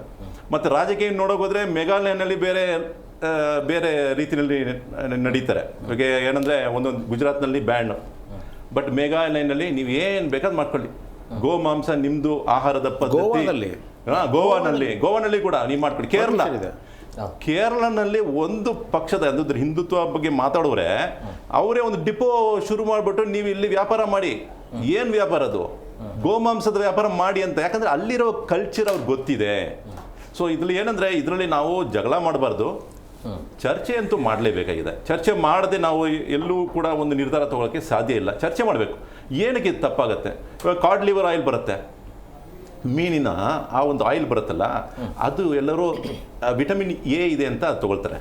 ಮತ್ತು ಲಿವರ್ ಬೇಕಾಗಿದೆ, ಲಿವರ್ ಆಯಿಲ್ ಎಲ್ಲ ಬರ್ತಿದೆ ಇವಾಗ, ಬೇರೆ ಬೇರೆ ಕಂಪನಿಯವರು ಎಲ್ಲ ಕೊಡ್ತಾ ಇದ್ದಾರೆ. ಇನ್ಸುಲಿನ್ನಲ್ಲಿ ಬೋವೈನ್ ಇದೆ ಮತ್ತು ಪೋರ್ಸೈನ್ ಇದೆ. ಇನ್ಸುಲಿನ್ ಬೇಕಾಗಿರುವ ಮೆಡಿಸಿನ್ ಫಾರ್ ಶುಗರ್ ಪೇಷಂಟಿಗೆ, ಅದು ಬೋವೈನ್ ಅಂದರೆ ಫ್ರಮ್ ದಿ ಅನಿಮಲ್ ಕೌ, ಮತ್ತು ಪೋರ್ಸೈನ್ ಅಂದರೆ ಫ್ರಮ್ ದಿ ಪೋರ್ಕು. ಇದೆಲ್ಲ ಬರ್ತಿದಲ್ಲ, ಅದೇ ಪ್ರತ್ಯಕ್ಷವಾಗಿ ಇಲ್ಲ ಅಂದ್ರೆ ಪರೋಕ್ಷವಾಗಿ ನೀವು ತಿಂತಾ ಇದ್ದೀರಿ. ಎಲ್ಲರೂ ನಾವೆಲ್ಲರೂ ಶಾಕಾಹಾರಿ ಅನ್ನೋರು ಯಾರೂ ಇಲ್ಲ ಸರ್. ಅದು ಕಷ್ಟ ಈ ಕಾಲದಲ್ಲಿ. ಹಂಗೆ ಜೀವನ ಮಾಡೋರು ನಾನಂತೂ ನೋಡಿಲ್ಲ. ನೀವು ಬರೀ ಅಕ್ಕಿಯನ್ನು ಕೂಡ ನೀವು ಬಂದು ಬಿಸಿ ಮಾಡಬೇಕಾದ್ರೂ ಕೂಡ ಆವಾಗಲೂ ಕೂಡ ಒಳಗೆ ಇರುವ ಕ್ರಿಮಿಗಳನ್ನು ಸಾಯಿಸ್ಬಿಟ್ಟು ನಾವು ತಿನ್ನಬೇಕಾಗಿರುತ್ತೆ. ಈವನ್ ಪ್ಯಾಶ್ಚರೈಸೇಷನ್, ಲೂಯಿ ಪ್ಯಾಶ್ಚರ್ ಏನು ಹೇಳಿದ್ರು, ವಾಟ್ ಈಸ್ ಪ್ಯಾಶ್ಚರೈಸೇಷನ್ ಅಂದರೆ ಚರ್ಚೆ ವಿಷಯ ಅಲ್ಲ ಇದು. ಇಲ್ಲ, ಇವಾಗ ಏನಂದ್ರೆ ಎಥಿಕಲಿ ತಪ್ಪಾಗಿದೆಯಾ, ಎಥಿಕಲಿ ತಪ್ಪ, ನಾವೇನು ತಪ್ಪು ಮಾಡ್ತಿದ್ದೀವಾ? ನಾವು ತಪ್ಪು ಮಾಡ್ತಿಲ್ಲ. ಈ ವಿವಾದಕ್ಕೆ ನಾವು ಸಿದ್ಧವಾಗಿದ್ದೀವಿ. ಏನು ಸುಮಾರು 90% ಇವತ್ತು ನಾನ್ ವೆಜಿಟೇರಿಯನ್ಸ್ ಇರುವ ಈ ದೇಶದಲ್ಲಿ ನಾವು ಸಿದ್ಧವಾಗಿದ್ದೀವಿ. ನಾಗರಾಜ ಸರ್, ಈಗ ಈ ಸೋಷಿಯಲ್ ಮೀಡಿಯಾದಲ್ಲಿ ದೊಡ್ಡ ಮಟ್ಟದಲ್ಲಿ ಇದು ಚರ್ಚೆ ಆಗ್ತಾ ಇದೆ, ಬೇಕೇ ಬೇಕು ಅಂತೇಳಿ. ಈ ರೀತಿಯಾಗಿ ಸೋಷಿಯಲ್ ಮೀಡಿಯಾದಲ್ಲಿ ಚರ್ಚೆ ಆದ ತಕ್ಷಣ ಅಥವಾ ಅದಕ್ಕೆ ಅಭಿಯಾನ ಶುರು ಆದ ತಕ್ಷಣ ಅವಕಾಶ ಮಾಡಿಕೊಡ್ಬೇಕಾ? ಸೋಷಿಯಲ್ ಮೀಡಿಯಾದಲ್ಲಿ ಚರ್ಚೆ ಆಗ್ತಾ ಇದೆ, ಅದು ಸ್ವಾಗತಾರ್ಹ ಚರ್ಚೆ ಆಗಬೇಕು ಆರೋಗ್ಯಕರವಾಗಿ. ಸೋಷಿಯಲ್ ಮೀಡಿಯಾದಲ್ಲಿ ಚರ್ಚೆ ಆಗ್ತಾ ಇರೋ ಕಾರಣಕ್ಕೋಸ್ಕರನೇ ನಾವು ಅವಕಾಶ ಮಾಡಲ್ಲ ಅಥವಾ ಮಾಡ್ತೀವಿ ಅನ್ನೋದಲ್ಲ ಇಲ್ಲಿ. ನಾವು ಮುಖ್ಯವಾಗಿ ಹೊರದೇಶದ ಬೇರೆ ಬೇರೆ ದೇಶಗಳ ನಾಗರಿಕರು ಭಾರತದ ಕಡೆಗೆ ಬೆರಳು ತೋರಿಸ್ತಾ ಆಹಾರದ ವಿಷಯಕ್ಕೆ ಇವರು ಕಚ್ಚಾಡ್ತಿದ್ದಾರೆ, ಎಷ್ಟು ಅನಾಗರಿಕರು ಕನಿಷ್ಠರು ಅಂತ ಭಾರತೀಯರ ಕಡೆಗೆ ತೋರಿಸ್ತಾರೆ. ಆ ತರ ಆಗಿದೆ. ಕಾಲ ಬದಲಾವಣೆ ಆಗಿದೆ, ಆಹಾರ ಅಭಿರುಚಿಗಳು ಬದಲಾವಣೆ ಆಗಿದ್ದಾವೆ ನಮ್ಗೆ. ಆಯ್ತಾ? ನೀವು ಯಾವುದೇ ಒಂದು ಮದುವೆಗೆ ಹೋಗಿ, ಒಂದು ಸಾಹಿತ್ಯ ಸಮಾರಂಭಕ್ಕೆ ಹೋಗಿ, ಖಾಸಗಿಯವರ ಸಮಾರಂಭಗಳಿಗೆ ನೀವು ಅಲ್ಲಿ ಹೋಗಿ ನೋಡಿ, ಒಂದ್ಸಲ ಮದ್ಯವೂ ಇರುತ್ತೆ, ಮಾಂಸವೂ ಇರುತ್ತೆ. ನಿಜವಾಗಿಯೂ ನಾನು ಹೋಗಿದ್ದೀನಿ ಕಡೆಗೆಲ್ಲ ಚರ್ಚೆಗಳಲ್ಲಿ ಇದ್ದೀನಲ್ಲ. ಅಂದ್ರೆ ನೀವು ಮಾಂಸಾಹಾರ ಕೂಡುದು ಅಂತ ಹೇಳೋ ಆಗಿಲ್ಲ. ಮಾಂಸಾಹಾರ ಕೂಡುದು ಅಂದಾಗ ಏನಾಗುತ್ತೆ, ಸಸ್ಯಾಹಾರ ಸಂಸ್ಕೃತಿ ಶ್ರೇಷ್ಠ ಅಂತ ಪ್ರತಿಪಾದನೆ ಮಾಡ್ತಾ ಮಾಂಸಾಹಾರ ಸಂಸ್ಕೃತಿ ಮತ್ತು ಆ ಜನರ ಮೇಲೆ ಇದು ಸಲ್ಲದು. ನಿಮ್ ನೋಡಿ, ಜ್ಞಾನಕ್ಕೂ ಅಂದ್ರೆ ಬುದ್ಧಿಗೂ ಆಹಾರ ಕ್ರಮಕ್ಕೂ ಏನು ಸಂಬಂಧ ಕಲ್ಪಿಸಿ ಮಾತಾಡ್ತಾ ಇದ್ದೀನಿ ಅಂತಲ್ಲ. ಈಗ ಭಾರತ ದೇಶಕ್ಕೆ ಬಂದಿರುವಂತ ನೊಬೆಲ್ ಅವಾರ್ಡ್ಗಳನ್ನು ನೋಡಿ, ವಿಶ್ವಮಟ್ಟದ ನೊಬೆಲ್ ಅವಾರ್ಡ್ಗಳನ್ನು ಒಂದ್ಸಲ ನೋಡಿ. 98% ನೊಬೆಲ್ ಅವಾರ್ಡ್ಗಳು ಬಂದಿರೋದು ಮಾಂಸಾಹಾರಿಗಳಿಗೆ. ಅಂದ್ರೆ ಅವ್ರೇನ್ ಅನಾಗರಿಕರ? ಅವ್ರ ಮಾಂಸಾಹಾರ ಸಂಸ್ಕೃತಿ ಅನಾಗರಿಕವಾ ಅಥವಾ ಅದು ಕನಿಷ್ಠವಾ? ಯೋಚನೆ ಮಾಡ್ಬೇಕು. ಹಾಗಾಗಿ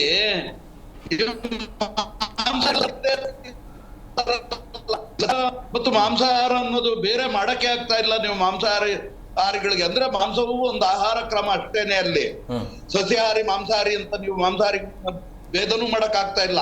ಹಂಗೆ ಸಸ್ಯಾಹಾರಿಗಳಲ್ಲೂ ಕೂಡ ಈ ಮಾಂಸಾಹಾರ ಅವರು ಸೇವನೆ ಮಾಡಕ್ ಆಗಲ್ಲಪ್ಪ ಅಂತ ಹೇಳಕ್ಕೆ ಬರಲ್ಲ. ಯಾಕೆ ಹೇಳಬರಲ್ಲ ಅಂದ್ರೆ ಮಜ್ಜಿಗೆ ಕುಡಿತಾರೆ, ಹಾಲು ಕುಡಿತಾರೆ, ಬೆಣ್ಣೆ ಮೊಸರು ತಿಂತಾರೆ. ಅದೆಲ್ಲ ರಕ್ತದ ಉತ್ಪನ್ನ ತಾನೇ, ಒಂದು ದೇಹ, ಒಂದು ಪ್ರಾಣಿಯ ಉತ್ಪನ್ನ ತಾನೇ. ಅದನ್ನ ಮಾಂಸಾಹಾರ ಅಲ್ಲ ಅನ್ನೋದು ನೀವ್ ಹೆಂಗ್ ಹೇಳ್ತೀರಾ? ಅದೆಲ್ಲ ಇನ್ನೊಂದು ದ್ರವರೂಪದ ಮಾಂಸಾಹಾರ, ಇನ್ನೊಂದು ರೂಪದ ಮಾಂಸಾಹಾರ ಅದು. ಅವರು ಮಾಂಸಾಹಾರಿಗಳು ಮತ್ತೆ ಸಸ್ಯಾಹಾರಿಗಳು ಅನ್ನೋದೆಲ್ಲ ಇದು ಸುಳ್ಳಲ್ವಾ? ಇದು ಸಸ್ಯಾಹಾರಿಗಳು ಅನ್ನೋದೇ ಸುಳ್ಳು.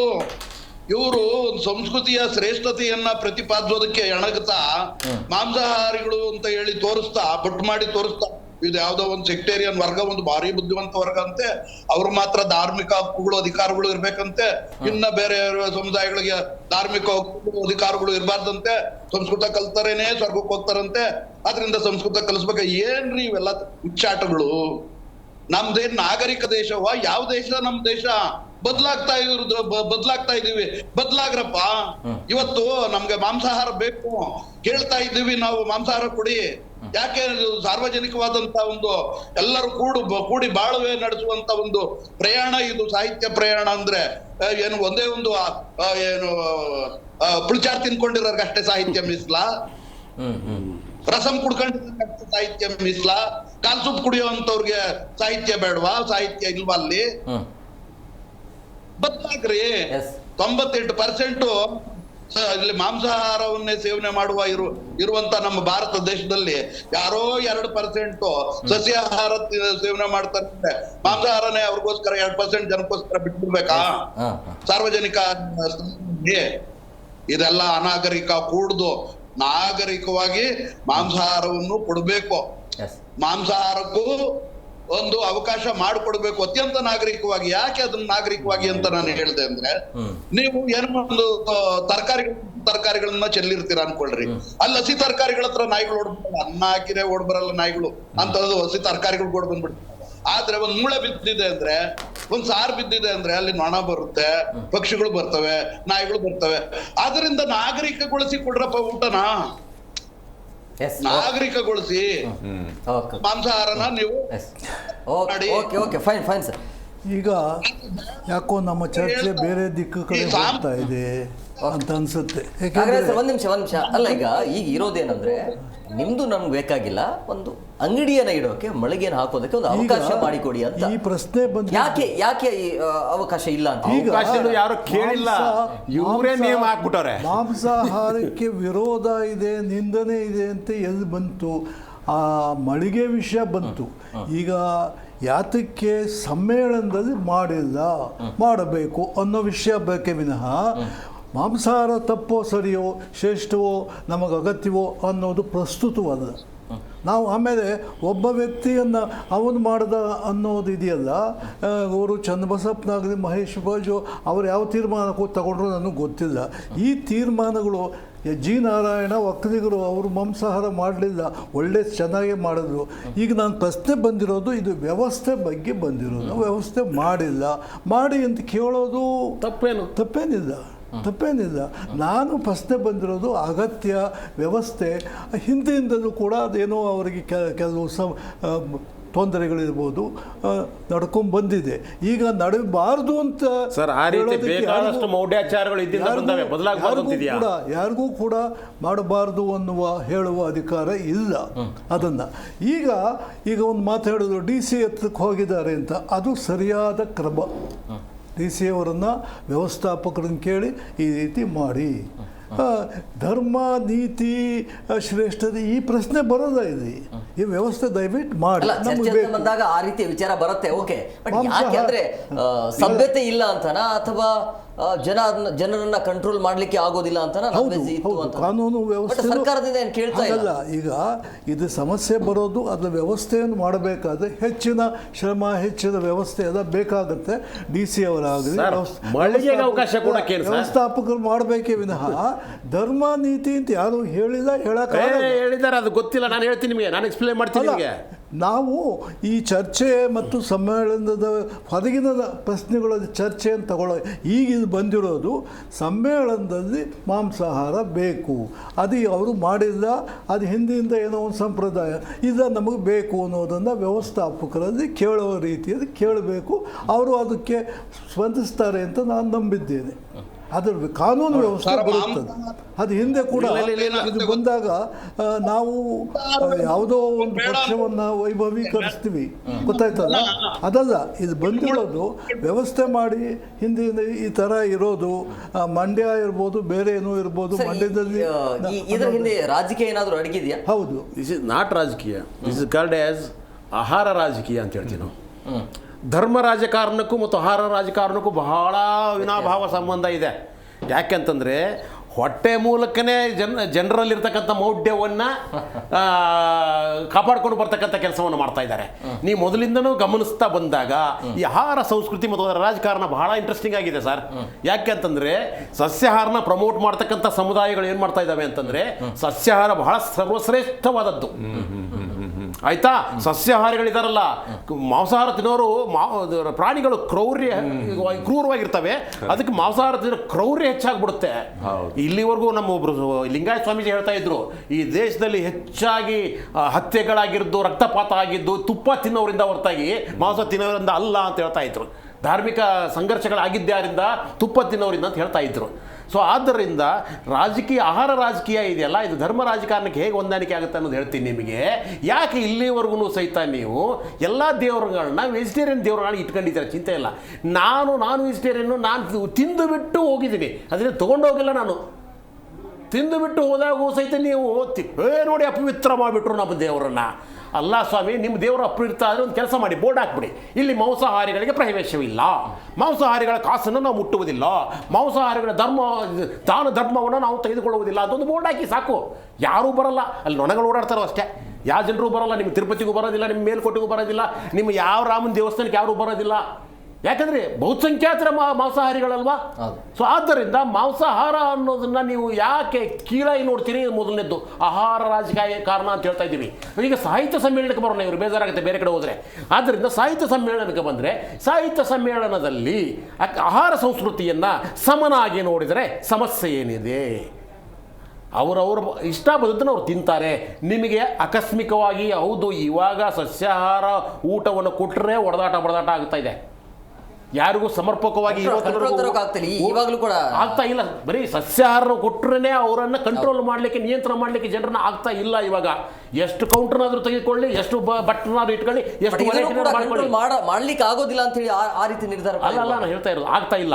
ಸೊ ಇವಾಗ ಇವರು ಒಂದು ವಾದ ಇಡ್ತಾರೆ, ಇನ್ನು ಮಾಂಸಾಹಾರ ಕೊಟ್ಟರೆ ಸುಮ್ಮನೆ ಏನ್ರಿ, ಅಯ್ಯೋ ದಂಗೆ ಆಗೋಗ್ಬಿಡುತ್ತೆ ಅಲ್ಲಿ ಅಂತ ಇವ್ರು ಹೇಳ್ತಾ ಇದ್ದಾರೆ.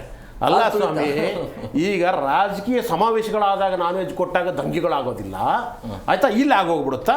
ನಿಮಗೆ ನಿಯಂತ್ರಣ ಶಕ್ತಿ ಇಲ್ವಾಗಾದ್ರೆ ಬಿಡಿ, ಅದನ್ನು ಸಹಿತ ಬೇರೆಯವ್ರಿಗೆ ಹೊರಗುತ್ತಿಗೆ ಕೊಡಿ, ಅದು ಆಗಲ್ವಾ ನಿಮಗೆ? ಸರಿ ಆಯಿತು, ನಿಮಗೆ ದುಡ್ಡು ಹೊಂದ್ಸೋಕ್ಕಾಗಲ್ಲ, ಬಿಟ್ಬಿಡಿ.